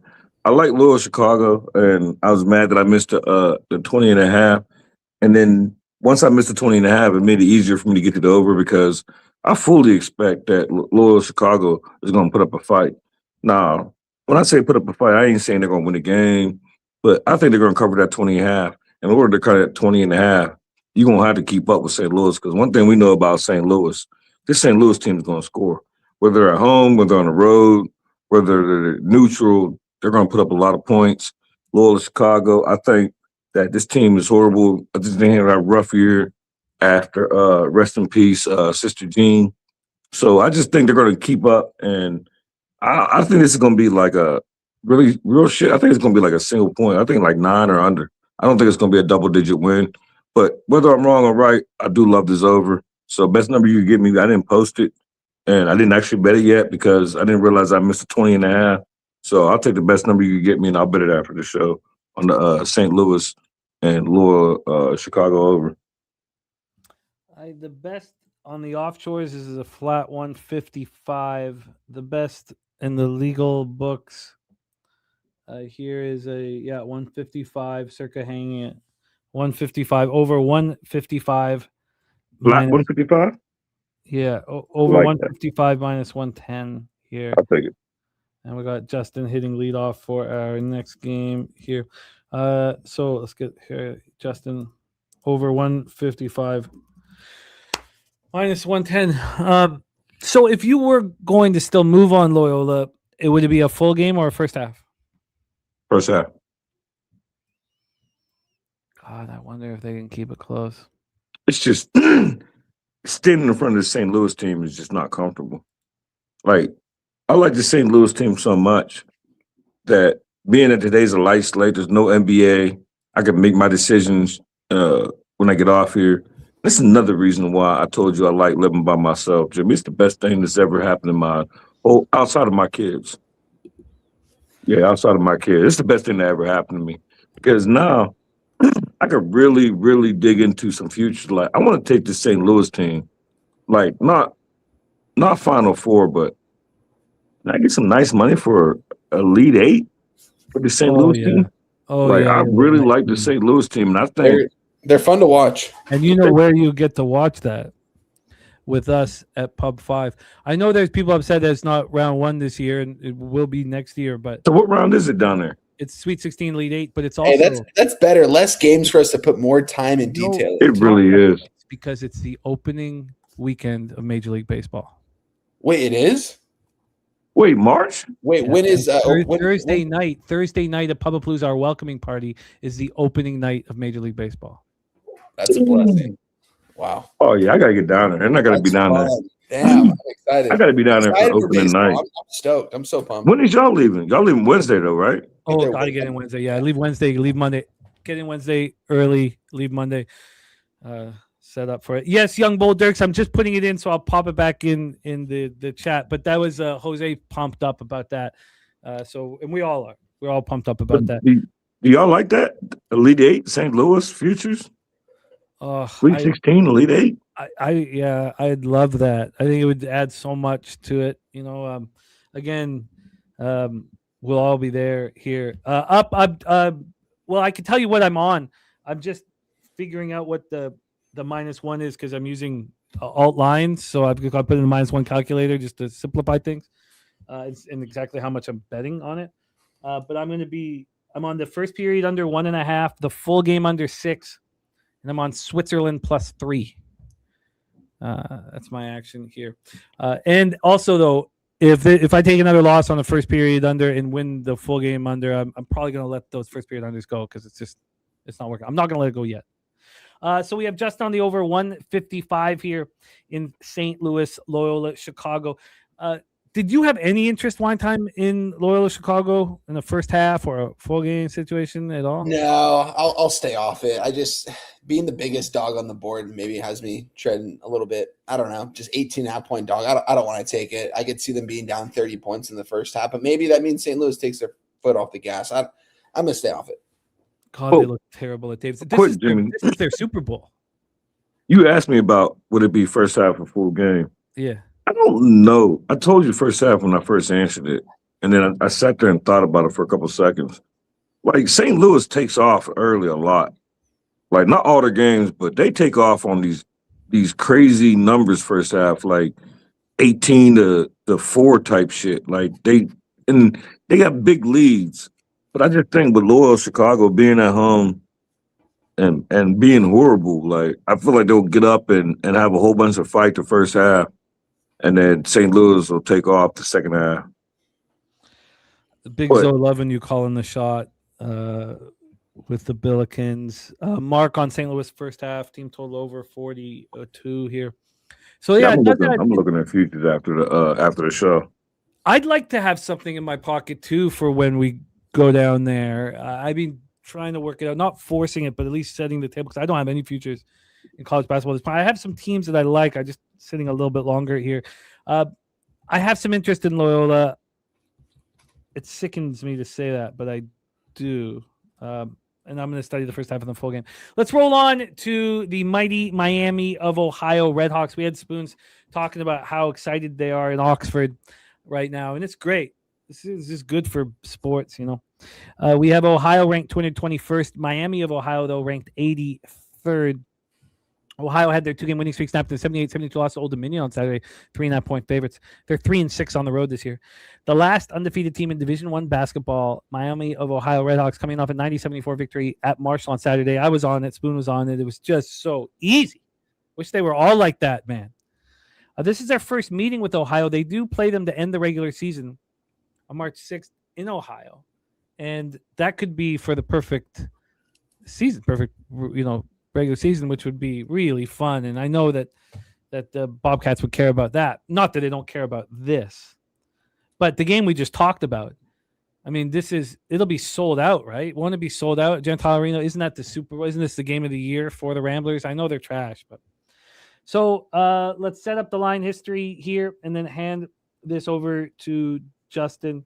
We have Miami of Ohio now -9. I'm surprised. I was not surprised when it moved to 10.5. I saw it move to 10. I thought, okay, perfect. We can talk about it. It's not like running away from us. This moved down to a flat 9, 14 minutes after the show started. So we have a half-point move towards the Bobcats. I tell you what, I honestly don't know if there's. I mean, look, the Louisiana Tech last night. It moved from +7 to +5. And in those situations, and I know the game went to overtime, went to double overtime and whatever. But cashed. And I won't say cashed easily, but there was only one opportunity to live bet them at 9.5, a +9.5, and that was early in the game. But the market will tell you straight up, and only on less than maybe a % of the games, but they'll tell you straight up, look, this team is look, Youngstown State yesterday. The line went from 5.5 down to a 4. It didn't really make sense. It wasn't a situational spot. Youngstown State's not been playing good basketball. Why on earth were they just +4? And they were in control all game long on the road in a spot that didn't make sense, but the books kind of told us that. So if this went down to an 8 or a 7.5, the books would be saying, look, Bobcats are going to threaten this Redhawks perfect season, at Millett Hall. That's not what this is saying, that it's a 9, but it is very, very interesting. From a total scenario, we have a 163.5, man. Opened up at 162, got up to 164.5 last night. It's come back to 163.5. And then when we get to cash flow for this spot, 57% of the tickets and 79% of the cash on Miami of Ohio. So you'd think that this would then move to 10.5 and to 11, and you'd be getting the heads up. I mean, it's less. There's less money at Circa on Miami of Ohio. 51% of the tickets, 63% of cash, but they've moved it from 10.5 to 9.5. So here we go. Justin McKelvey, little Maction for us in Oxford, Ohio. Take it away. I don't think pressure busts pipes. And this game's like Ohio last 2 times, either they covered or they definitely won the last time, but it was last year when they played each other. I want to say they won the last 2 games. And everyone seems to think that this is going to be like the pressure's going to be on them. I think it's business as usual, but I don't trust them the full game. I feel like maybe they'll take the foot off the brakes. I'm on Miami Ohio -6 at -115. Got a flat number at Bet Rivers. And I think they're going to come out hot. They're on TV. Then they're going to put on the show early and maybe coast, and then maybe Ohio backdoor it. But knowing that this Ohio team beat them with 2 of the last 3, at least definitely the last one, you undefeated, everything's on the line, you on TV. This is the time to show everybody. I feel like this is going to be like a sellout crowd. Like, it's a 10-point spread, but this Ohio team is feisty when they, for some reason, over the years, playing the Miami, Ohio. I don't trust Miami, Ohio, even though they're undefeated. I don't trust them at all. Like, not for 1 second for the full spread, for the full game spread. But first half, to come out here in front of everybody on national TV and punch on a team that is, in my opinion, by far, not even close to as good as y'all. Just happened to beat y'all last couple of times. Give me Miami Ohio to come out hot. First half -6. At the crib. What they on? ESPN, ESPN2? Yeah, ESPN. Let's go. ESPN, when the last time they've been on ESPN? Come on. First half, come out hot. Yeah. I was looking, Spoon said the cheapest seat, and yeah, there's standing room, like general admission sold for $45. Who's supposed to be at this game? The next cheapest seat is $115, and that's lower level 8. I mean, decent seats from what it looks like, but I mean, for Miami, Ohio against Ohio to be paying $150 for a ticket, you know what I mean? Like to go to this kind of basketball game is pretty crazy. It shows you kind of season they're having. They're on ESPN for a reason. I'm staying off this. I would only be on Ohio plus the 9.5 in this spot. I would be fading the team that's undefeated, but I'm not going to do that here. It's a simple pass for me. Let's look at the market really quick. I know you touched on it, Jim. Let me just go back over it. While you're looking it up, there was just a pretty legit move towards that George Washington money line, because I had it still up there. So that parlay that Justin gave out plus 200, it's just it's been 10 minutes, but it's now plus 188. Wow. There's been a move towards George Washington, a 1 cent move towards Michigan State, and I believe. Oh, I know exactly how many. Sorry, I don't. Oh yes, I do. It's 130. There's been a 1 cent move towards Michigan State, a 13 cent move towards George Washington in the 10 minutes or so. Sorry, my man. One time, keep going. Oh no, you're all good. And Action and Odds Logic are kind of telling us a similar story here with the tickets and stuff. They're pretty much saying 60 to 70% of bets are coming in on Miami, Ohio, getting most of the money. I'm off this game. I don't have anything to do with this fun game. I mean, ESPN game between Miami, Ohio, and Ohio University is pretty crazy on a Friday night. So I'm off this game. It should be a fun game though. Well. Justin's moved on Miami of Ohio first half -6. I want more time with this market to marinate. One thing I know when I cash, this is simple. I mean, you can read about this stuff, and I'm doing project and different psychological analysis. But when I cash on a team, I want to bet them the next time they play. It's in my subconscious. My subconscious wants to ruin my life. It's the self-conscious, subconscious. It's always saying you can't do this. You're not good enough for this. You're going to fuck this up. You're, blah, blah, blah, all your life. It gets less. The talking gets less as you get older, obviously more when younger. Oh, look at you guys. Good God, am I jealous? That's like 5, Jimmy. Like, you're missing out. I know, man. I know. It's just that I got to drive all over the place here for Carter's birthday and pick shit up, and I'm just going to be jealous. Sit in that jealousy. Let's roll on here, but I only have 18 minutes before the game. I've made the bets. I just got to post them here, which I will do shortly. But let's roll. We have Massachusetts, ranked 187th, according to Ken Palm. Akron ranked 65th. So Ken Palm has Akron 18 spots higher than Miami of Ohio. James A. Rhodes Arena in Akron, Ohio. UMass coming off having their 2-game winning streak snapped in 94-91 triple overtime loss at Coastal Carolina on Saturday's 2.5-point favorites. They're 2-5 on the road this year. Only 7 road games, not neutral, just road. This is their lone meeting with Akron this year. Akron had their 9-game winning streak snapped in a 79-69 loss at Troy on Saturday, as also as 2.5-point favorites. This Akron team is 10-0 at home. 10-0 at home. Let's keep rolling here. And also, Dan Kelly, this is interesting, and I'm sure we're going to talk a lot about this because Wage Detective, others were talking about the prediction markets and all that. So I'm sure it's going to be very thought about. But he said DraftKings and FanDuel stock are both getting crushed today. They're hitting 3-year lows. Big fear is prediction markets. There could be a buying opportunity soon. So not that it's stay away. It's maybe we want to lock in with them. The problem is the taxes that are associated with winning right now from the big beautiful bill. That's got to be wreaking havoc, but another time. Line history wise here for Akron, UMass, we have this total up to 162.5, opened up at 160.5. This move to the over has happened just now, like over the last hour and a half. This was it moved to 161 at 1:15 p.m. It moved to 162.5 25 minutes ago. So we have this total on the rise.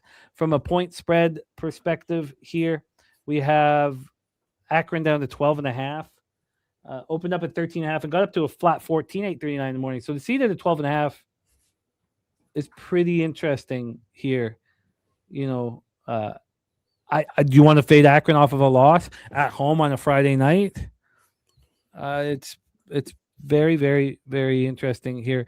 Let's roll here. Justin McKelvey, take it away. Minutemen, Zips in Akron, Ohio.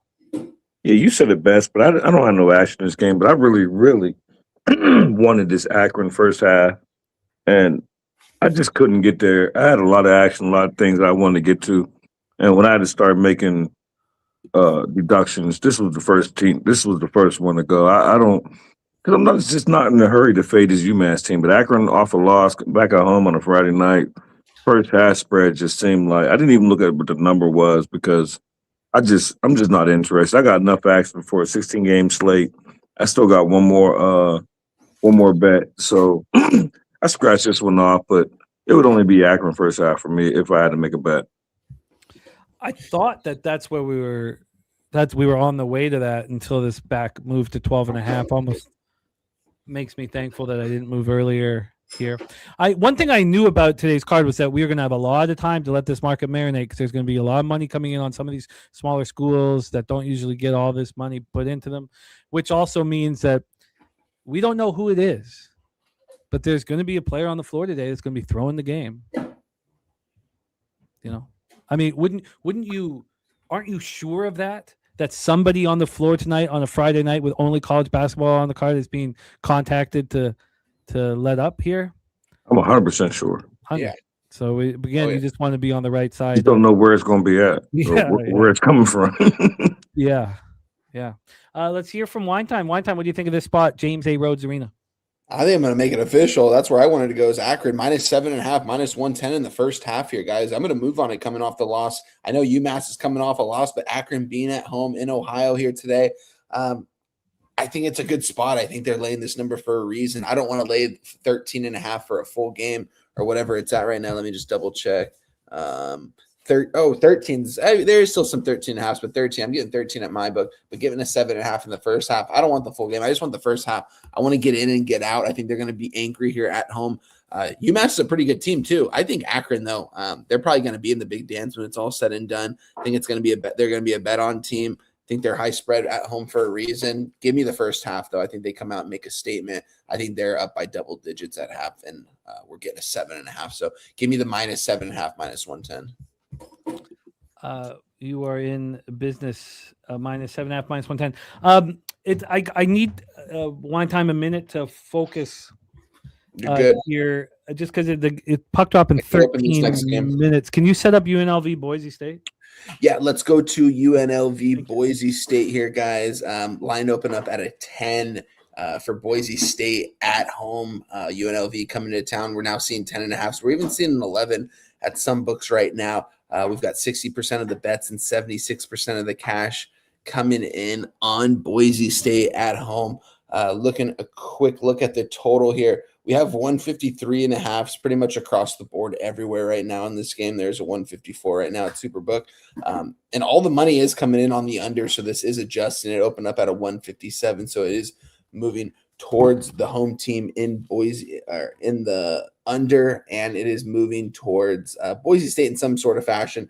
With that much tickets and money on it, I'm surprised it hasn't moved a little bit more. I didn't move on this game here. UNLV, though, been playing a little bit of better basketball these last couple games, coming off winning back-to-back games. I don't think this UNLV team is going anywhere quick, and I'm not a big fan of this Boise State team either, but I do think being an Extra Mile Arena in Boise, Idaho on a Friday night, they should be able to cover this spread. I mean, I just kind of want to see it go to an 11 at some point at some of these sharper books, at a book like Circa or Super Point, South Point, I should say. Sorry, not Super Book. South Point. I want to see it get to an 11.5, and we haven't seen that yet. And again, like Jimmy said, this game's not going off for another 7 hours. So there still is plenty of time for this market to marinate a little more. And I think that's where I want to go in this game. I'm going to stay off the total on this. I think it's gone too much to the under. It's already moved quite a bit with all this money coming in on the under. I just want to see it move more towards Boise State. I want to see a Boise State at an 11.5 in the next couple hours. So make sure to follow me on Twitter, Wine Time Sports. If I do move on this game, it will be Boise State, but I'm going to stay off as of right now. It just seems a little bit too public, and the line's not moving the way I want it to move. Stacks, my guy, you have anything in this game? No, I don't, because I felt like this line was a little bit, even when it dropped to 9.5, I felt like this line was a little bit too big. Pause. And I don't know. This Boise team I don't think this Boise. Maybe I'm more down on Boise State than most people. I don't think this Boise State team is really like that. And playing when I first seen it and started capping, it was 10.5, and my first thought was UNLV. It was like I really want, and it's weird because I really want Boise State on the road is where I want them rather than at home, and that's usually the opposite of how you feel. And for me, 10.5, 9.5, anything over 7, 7.5, or 8, it would only be UNLV or nothing for me. I don't want Boise laying 10, nothing like that. Nothing over 2 possessions. I don't want Boise State. Something to note, Stacks as well. This is a little bit fishy because these teams just met on January 13th of this year, and they played at UNLV. They played in Las Vegas. And UNLV was a +1.5 in that game. They end up winning the game outright, win by 4 at home. And now Boise is at home, and they're nearly double-digit favorites. That right there does not seem right to me. And this seems like a Boise State spot. I mean, Boise State coming off the loss to them, too, on the road. And now they're back at the crib, and they're laying double digits. That's nearly 8.5-point difference, 9-point difference. Like, that's a lot to me. So I think I am going to move on Boise State here in some kind of way. I'm going to wait a little bit just because this game doesn't start for another 7 hours. So it's a pass for me right now. Jim, did you move on anything in this game? Do you have any thoughts on this one? I think what you were saying is right. I mean, so you have UNLV beating Boise State at home in overtime back on January 13th, 89-85 is 1.5-point dogs. They're coming off their second straight win, 82-75 at home over San Jose State on Tuesday's 12.5-point favorites. Boise State, they're ranked 55th according to Ken Palm. UNLV ranked 134th. UNLV is just 4-4 on the road this year. Boise State comes in on their second straight win, 6 in 7 games, 91-90 at New Mexico on Saturday's 4.5-point dogs. Very impressive. Very, very impressive. They're just 9-2 at home this year. First Division I competition. Nutflush Allen, great to see you, my man. I just moved on those games to pop off in 10 minutes here. Also, if you guys notice, the pinnacle bets are in regulation. I don't think it only are the 6.5s matter, obviously, because they let a 6-6 tie in every other book is a loss. And here at this offshore, it's a push. And I think that's worth it here as we move on these 6.5s. I just want to go over this line just one more time for me. The professional says UNLV is interested in showing who is the boss here in the mountains. Look at that. This 10 is huge. It's 10.5 at other books. Yeah. And this isn't the this is a game, and we haven't got many of them here, but this is a game where it's not the movement I care about. It's the opening line. Yeah. So you have 62% tickets, 72% cash on Boise State. They're being backed despite this line. Now it's a 10.5. So this is one of the rare games, too, of all these ones that we talked about where Circa is respecting the money that's coming. 71% of the tickets, 72% of cash, and they moved it to 10.5. Maybe it's just a half-point move. Maybe that's not enough of respect, depending on how you look at it here. And Ronnie Crawford saying that elevation a problem for UNLV. So I think that we're being told here that it's a smash and grab for Boise State. Yep. I think it's just, I agree with you letting this market sit. That line functionality, I think, like, they just faced, they didn't even play not even a month ago. You know what I mean? And UNLV beat these guys, and they're only a +1.5 at home. It's a 9-point swing? Yeah, it's crazy. 9? Now, you could look at it different ways, right? You could look at it and say, well, it's too many. That's too big of a swing, so you should be on UNLV. Or you could say, well, the books aren't idiots. Exactly. So it's now, but, securing a double-digit victory is a sweat here. But again, a lot of this capping helps so much because you don't need this, not necessarily this. We have 16 games. We've capped them all in depthly. And I know we have the HBCU Classic, which I can't wait to talk about, Hampton, North Carolina A&T, which is at the Forum in LA, which is fucking dope and going to be fun to talk about. But this will help all of us live betting throughout the evening, right? So all of you don't need to necessarily move pre-flop. You just need your notes and know how you're going to attack it while we're hammering this live. So I'm interested in Boise State here.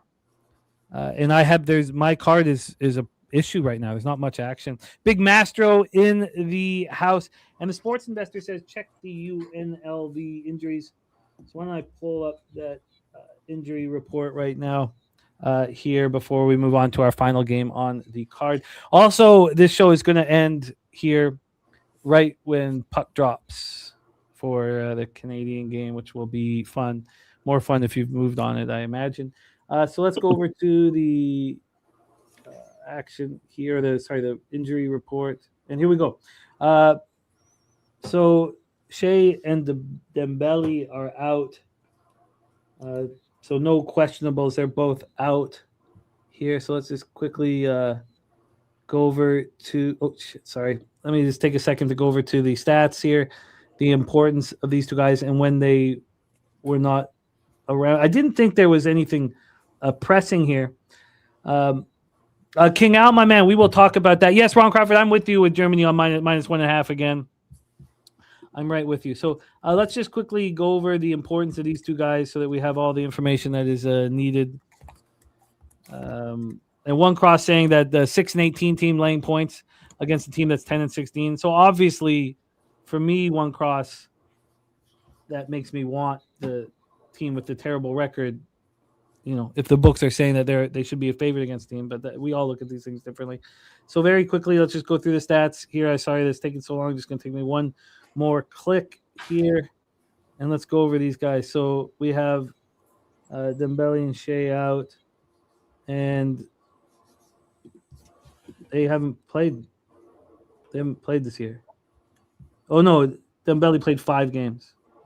Shea's not played the game. So there's no, according to the injury report, there's nothing to be comfortable with. But am I missing something? The sports investor, am I missing something? Is there something we need to know about? Because here we just have the same shit here. Lucky Lefty says, get hard-headed sometimes. Pause. Excellent use of pause there. And he's on UNLV plus 9.5. All right, we roll into the HBCU Classic, our late night action here for Friday, February 13th. This is our last game on the card. Thank you guys so much for rocking with us. Thank you to Justin McKelvey, Time Sports, and the Goracle. Thank you to Jose Bouquet, our producer behind the scenes, and to all of you cappers rocking with us, man. Hampton Pirates 12-13, 6-6 in the CAA. At the North Carolina A&T Aggies 9-14, 2-10 in the CAA. It was shocking to see the as you talked about, a 2-10 team here being hammered by the books. Hampton ranked 256th according to KenPom. NC A&T 286th. Hampton comes in off their second straight win, 77-74 at home over William and Mary on Saturday's 5.5-point dogs, and they destroyed A&T at home. I don't know why I didn't read it. On January 19th, the 6.5-point favorites. I don't have that. I don't have the score here, but I wrote that they destroyed A&T at home. A&T comes off their 4th straight loss, 79-71 at home to Campbell on Saturday's 3.5-point dogs. Let's grab the line history and set up our final spot on the board here. And Wine Time will be hitting leadoff for us. We have Hampton now -3. I mean, the line movement's nuts in this game. And it became so crazy. I mean, this is one of those games where you're like, honestly, I probably shouldn't cap it. I should just bet NC A&T. Because the line makes no sense at all. I didn't move on Youngstown State because it didn't correlate with my action, but that was a no sweat winner where the books were telling us who was going to take care of business. This was a flat 2 at 9 in the morning. This moves from 4 to 2. It's insane. It's now a 3. How could there be this move towards North Carolina A&T? I can completely understand why our guy Ron Crawford wants the back Hampton. Statistically, their profile would lead you there. Now, from a total side of things, it's opened up at 138, got up to 140.5, it's now at 139.5. I would think here in this huge game that people are all talking about here, the NBA HBCU Classic in LA, that the first half would go under with all the pressure. But maybe it's the wrong way of looking at it. The total's not really showing us that. When we get to the cash flow here, 67% of the tickets and 93% of the cash are on Hampton. 93% of the cash And the same deal with them at Circa. They've got 63% tickets, 92% of cash. They've moved North Carolina A&T from a +3 to a +2.5 with 92% of the cash on the other side. I know that there's a belief that books want 50-50 action, but how can you use this as a point of reference in that? Because they clearly, these books don't. They want all this money to keep coming in on Hampton. 94% of tickets, 94% cash on the over. Take it away for us, Wine Time. NBA HBCU Classic, Pirates, Aggies in LA. Yeah, why even look at the stats and cap this game, Jim? Let's just take North Carolina AT&T. That's exactly what I'm doing here. Money line plus 130 here, guys. I was debating on taking the first half on the plus 1.5 or just the full game money line. I'm going to take the full game money line here. 8 p.m. start time over here on the West Coast. It's going to be a fun late night game for all the people on the East Coast, 11 p.m. These two teams come into LA. I just think this is a must bet NC AT&T spot. And I know it's crazy to hear that, guys, but I mean, if we're looking at the market, we're looking at these teams. I mean, it just seems like a clear cut. I mean, 93% of the cash coming in on Hampton, and this line is a 2.5. Yeah, it's moved. We saw 4s, we saw 2s. I'm getting a 3 at my book right now. So I'm just going to take the money line at the plus 130. I think they're going to win this game outright. I think they're due for a win here. I don't need the points in my back pocket. Simple, not even a cap, guys, is just pretty much fading. I feel like what the general public is going to do and what everyone is seeing. And as the day goes on and the last game on the board, everyone's going to want to bet this game. And I feel like everyone's going to come in and bet Hampton. So for that reason, I'm taking North Carolina AT&T money line plus 130. Wow. Plus 130. I wonder, I wish we could just jump ahead here and find out, because so much money is going to come in on Hampton tonight. You have to think that more money will come in on Hampton Pirates night than has ever been bet on the Hampton Pirates in the history of their basketball team. Standalone NBA HBCU game in LA with no NBA on. And I mean, I know there's Future Stars, is that it? Here, I don't know, but I won't have it on. Let's hear from Justin. Justin, take it away. Pirates, Aggies in the forum. My fault. I'm trying to get my 14-year-old daughter, my youngest daughter, come on screen, but she ain't with it. So I'm done trying. But she's sitting here listening. But I agree with y'all. I like NC AT&T, and this is like a weird spot. Like, this game could be in Inglewood 11 o'clock at night. Like, am I right? And it's going to be on TV? Yeah. Like, can you Inglewood 11 o'clock at night? Like, it's going to be a whole bunch of gang banging there and this line movement. Like, this ain't going to be insane. Like, I'm hoping to take a nap, but I really want to watch the Michigan State game. So there's no room to take a nap, and it's got to be one or the other. But I'm not going to make it official, but I like A&T. And I just think that, I don't know. I just think it's a wild game, wild spot on TV, and the line moving towards me. Like, I didn't even really cap the game, like you said, Jimmy. Like, why cap it? Just bet AT&T. But I wanted to dig a little bit into it, and then when I checked my notebook, I've literally never bet neither one of these teams all year. So then the line telling me I just didn't want to get there, but it's one of them things where if I'm having a good night, and yeah, if I'm having a good night, I might throw something on, but I wouldn't be on. I would be on the money line. I wouldn't be on the spread. I feel like either they're gonna win, like Weinstein always says, either they're gonna win or they're gonna get blown out. So it would only be.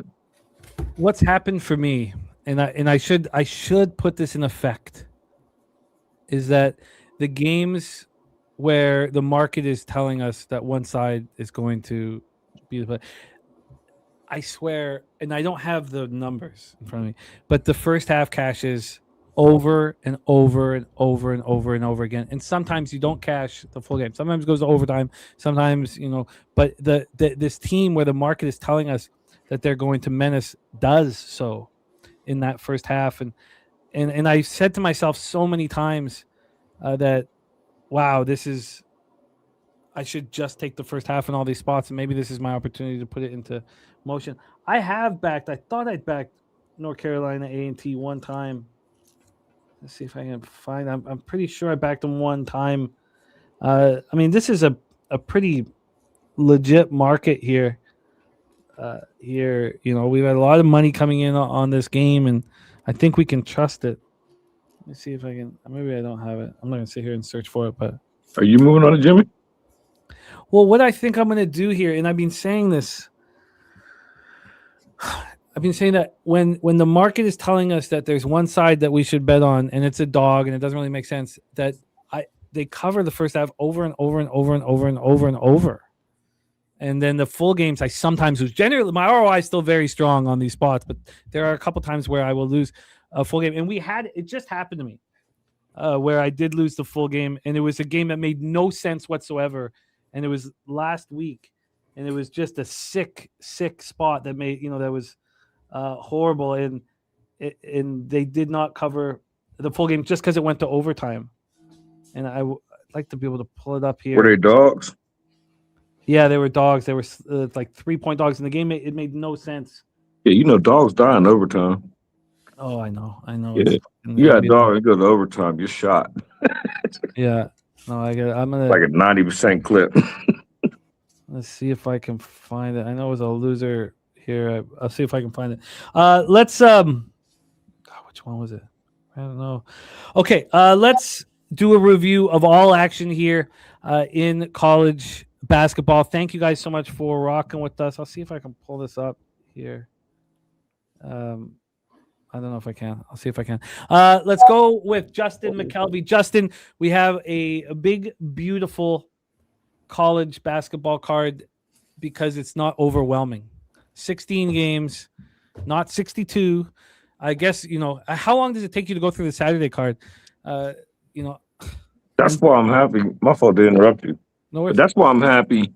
Like, when I seen 16 games, I was so, like, and I'm going to talk about her and make her get on screen. If I start talking shit, maybe she will.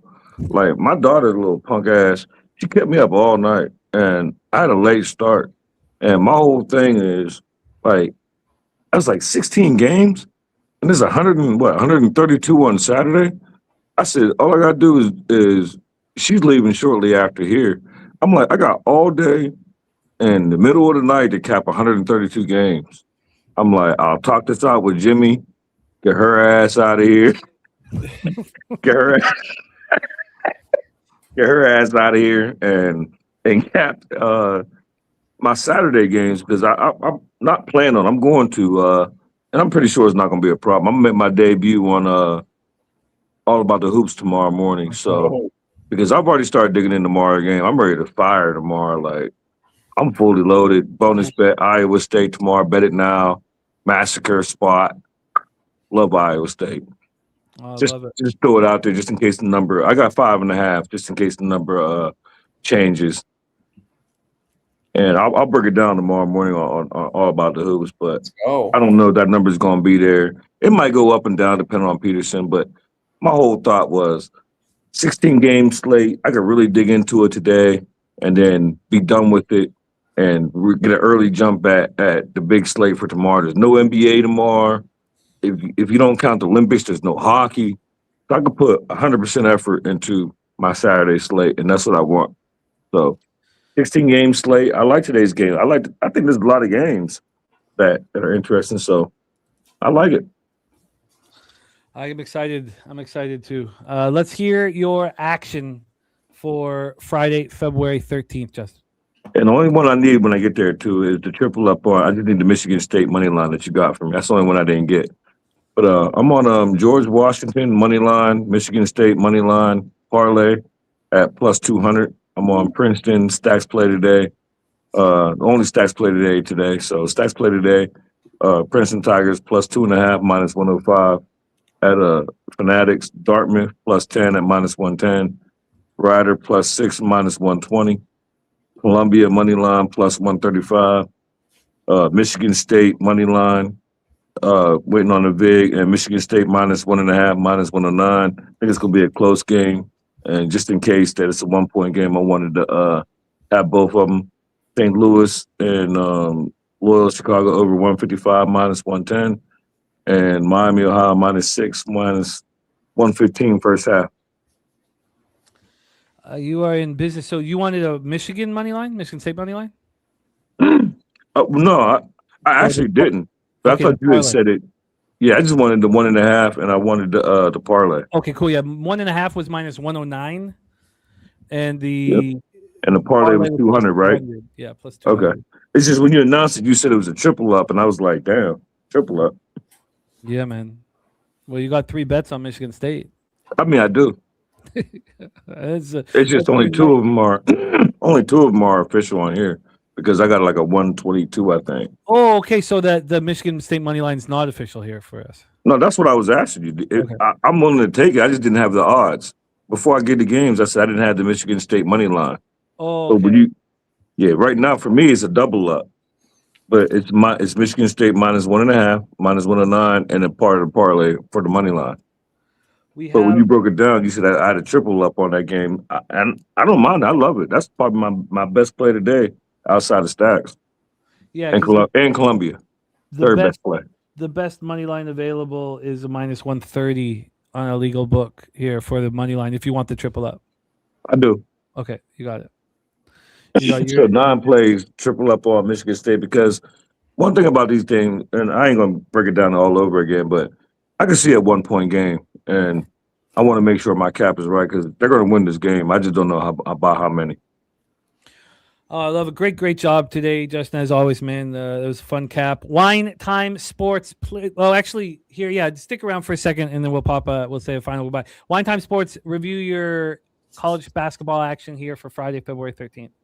Oh, we need a big day today. Sorry, Chang, our guy Chang, and a couple others asked if we have a best bet. So, why don't we put a friends and family parlay together for the 3 of us here after breaking down the 16-game card? So, I'll come back to that, to Justin, for the friends and family. So go over your action, Wine Time, and tell us friends and family. Yeah, we are on the beautiful University of Niagara, -1, -120. And we also moved on the first half under 64, -110 in that spot. We also moved on Penn, -2.5 at -110. Sacred Heart, money line, +115.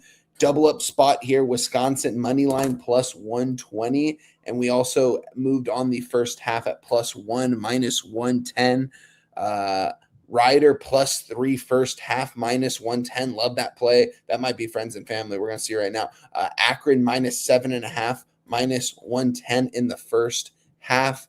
Boise -10.5, -110 is something that I'm very close to. Haven't pulled it yet, so haven't moved on it yet. And then North Carolina A&T money line +130. A lot of plays today, guys. Our season kind of depends on today. Like, especially, just today's a big day for college basketball. So hoping to come out on top. Just need a winning day. That's all we need to get back on track.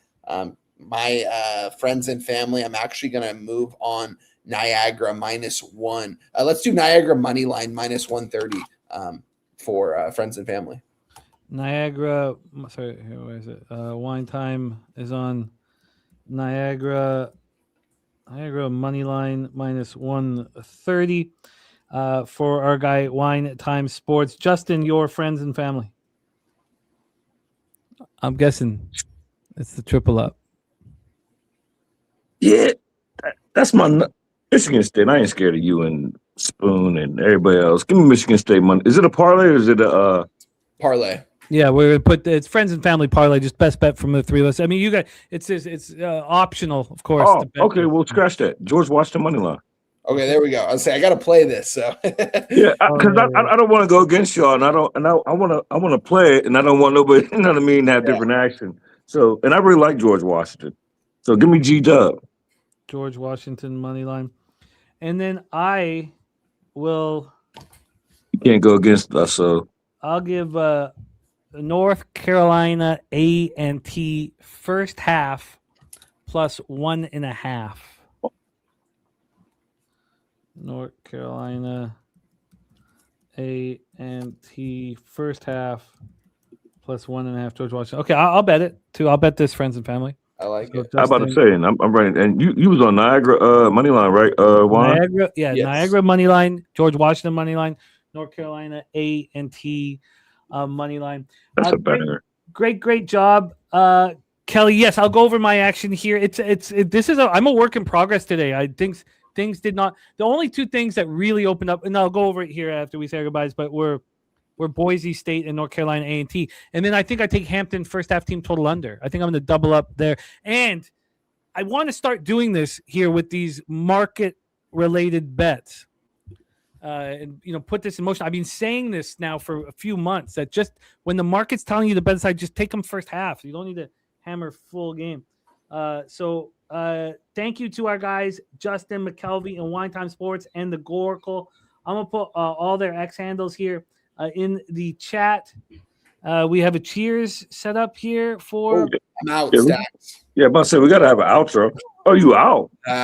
Unfortunately. Damn. Well, I'm not drinking two for y'all, so cheers. Cheers, guys. Cheers. Our guy, Justin McKelvey. There's his X handle here in the chat. Justin, any last words for the Cappers supporting the show? Oh, let's have a day. Let's kill it, and thanks for having me. Respect our guy, Justin McKelvey. That was too bad we didn't get family member to jump on with Justin. It was fun having my kids jump on there early. I know it's probably not the most professional thing, but we love it. Yeah, I love it, man. I love it. Wine Time. Excellent work, man. 40 days from now, we'll be sitting in the warmth, San Antonio, and sharing a drink, and we'll have a live stream that night on Wednesday night. But we'll also have our show on Thursday, and you and Spoons and others will be live with us. It'll be a lot of fun. Wine Time X handle there, right there. Hit that link. Support our guy Wine Time Sports. Wine Time. Any last words for the Cappers supporting the show? Oh, yeah, we're going to be passing that bottle around in the studio, guys, for Showtime. I'm looking forward to it, man. 40 days away, San Antonio with the boys. I'm excited. Looking forward to today. It starts with today, though, guys. Got to have a good day. I'm going to be locked in the rest of the day. Me and the wife, she can finally eat sushi. It's Emmy's 1 month today, so we're going to go get sushi right now. Nice. She's going to take her out for the first time to a public place. So, she'll be a huge star, man. Yeah, right. We're going right. We have this really good sushi spot right next door that we go to all the time. So they're going to be looking forward to meeting her. So we're excited. The wife's going to get all you can eat sushi. I'm going to get all you can eat. So some sake too. Looking forward to it. Shout out to you as always for having me, Jim.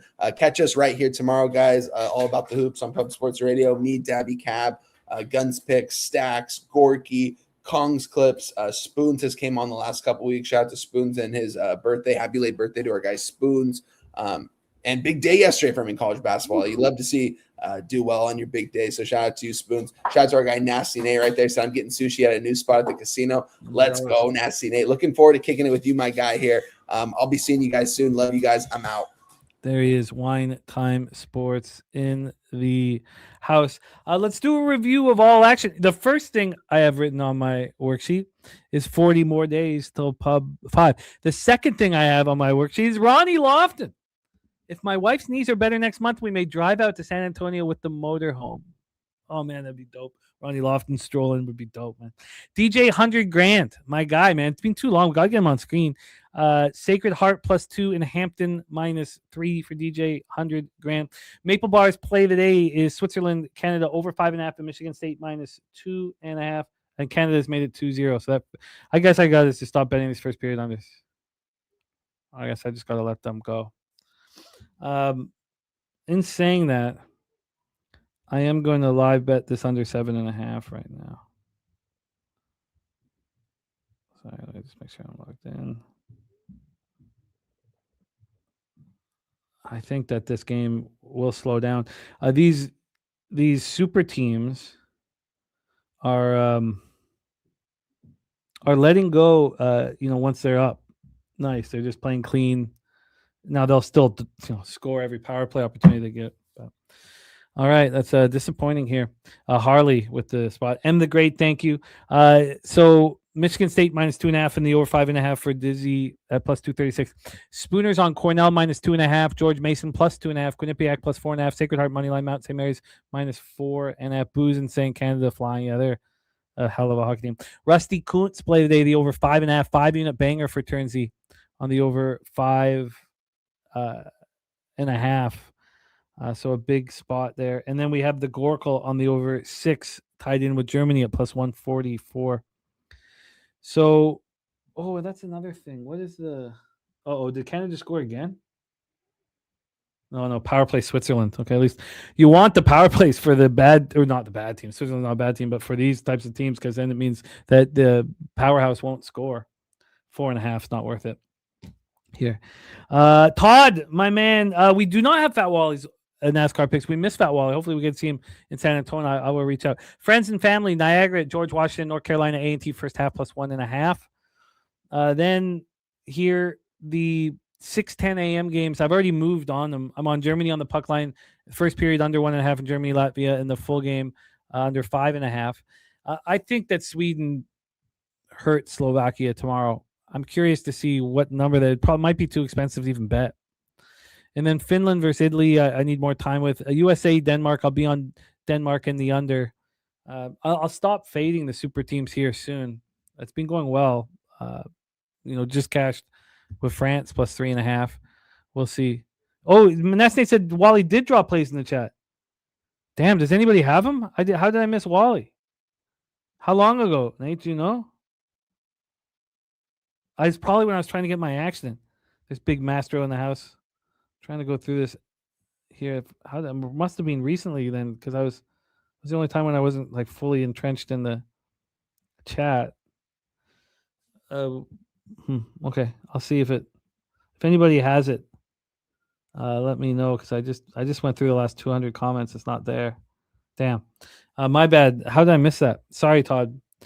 We have respect play of the day. Michigan State minus 1.5. Billy Friedrich pig milk play of the day. Harvard money line. Michigan State money line. And then for me, Niagara Purple Eagles. I expect to move on. I'm going to sit with it now. I want to sit with the Princeton spot for longer. I like the conviction that Justin had. I just want to sit with it for longer. His line's kind of moving away from us. Justin, Wine Time, and Spooner on Sacred Heart's going to get me off of it. Oh, I guess he didn't make it. No, Justin's going to bet it, but it's not going to be an official pick. Okay. Then I want Dartmouth. I'm going to wait, and I want Yale team total under. So I know I'm going to be on Dartmouth, and it probably will be a double up. I just want to see what happens with the market. I thought that I was going to be on Sienna, but I'm not going to go up against you guys with Quinnipiac. It just something doesn't feel right. I really love Wine Time and Justin on Ryder. I'm going to sit with that for longer because I like Kenishious. Look, I like these trash-ass teams. I got a sickness, man.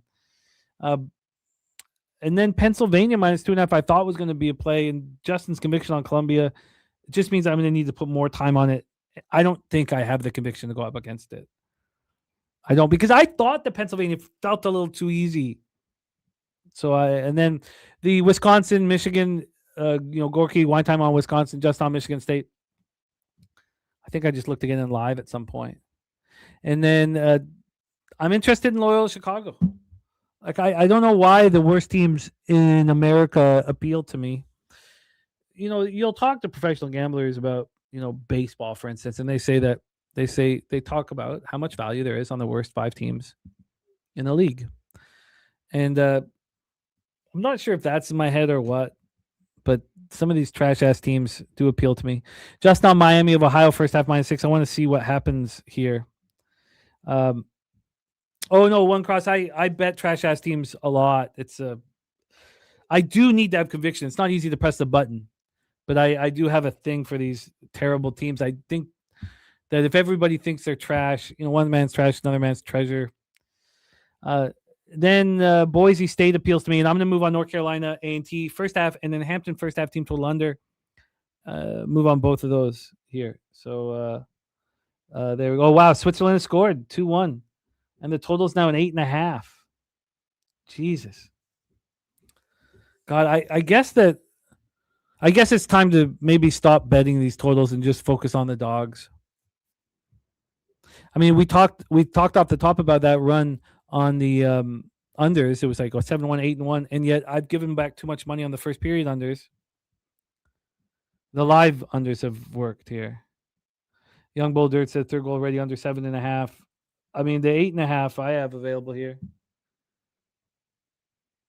What did I move on? Oh, I can't bet it again. I took the 7.5. I can't. I don't. I only bet one live bet on each game. That's my rule. We talk about the rules that work for you. One live bet That's it. Now, it was different because the 4.5 was available. I do think this game slows down, but the difference between 7.5 and 8.5 not right.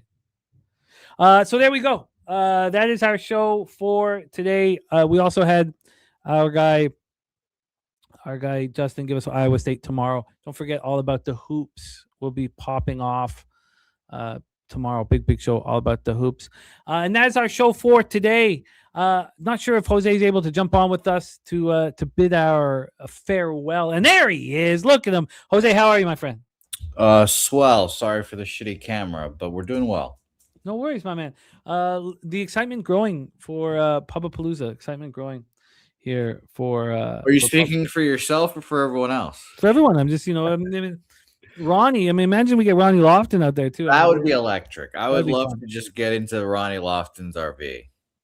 I'd like to get him in the bar and just start waxing, man. That is our show for today, Jose. We do have friends and family. Was there something you wanted to add to friends and family? No, but I tailed it. Okay. So I'm in 125 doing 125, so that'd be nice. Oh, I like it. Niagara, George Washington money lines and A&T first half plus 1.5, right? Yes. King Al says Boise State -9. I think that North Carolina A&T first half is best bet on the board, personally. I think that's best bet on the board, King Al. But yeah, I like Boise State a lot. If you can get under 10, I think that makes sense. I mean, that it's the opening line to focus on, to me, rather than I think it's smash and grab. But I'm not going to take him first half. I'll just take him full game. A shout out to all you guys: The Godfather, Big Zo, Kelly McInnes, King Al, One Cross, Saturated, Nasty Nate. Thank you guys. Young Bold, Dirks, Boozin 12, Todd Clinton, Coin, M the Great, Kelly McInnes, Mark Navarez, Gregorio Ruiz, Ronnie Crawford, Bill Siebert. Thank you guys all so much. Markel in the house, Based Aussie, Jose Perez, the Nuke Worker. Nuke Worker going to be at the Pit Green Casino. That's not too far. I had to. And I heard Nuke Worker's coming to Pubapalooza now, right? Yeah. He's in. Yeah, he's in. It was the micro wrestling that caught his attention. That was the best news I heard all day. I think today I heard that. Shout out. Exciting.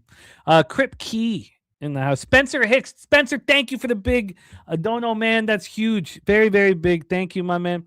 To all of you, thank you so much for your support. Let's go out there and deliver, man. Let's get this weekend started with winners. Jose, can you please bless our action and lead us into the future? Yep. And, again, it's funny that MLB opening day, we didn't even look at that. I realized it yesterday. MLB opening day, that Pubapalooza weekend, that whole weekend, baseball, some Elite Eight, some March Madness.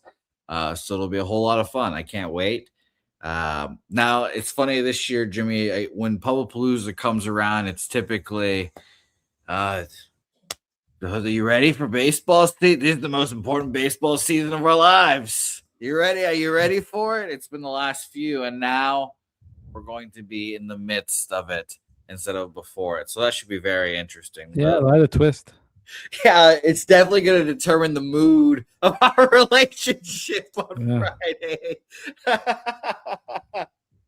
I can't wait. It's going to be fun. And winners will come. I hope so, indeed. So shout out to you guys. Let's go make some money. And let's Jay. Those bookmakers.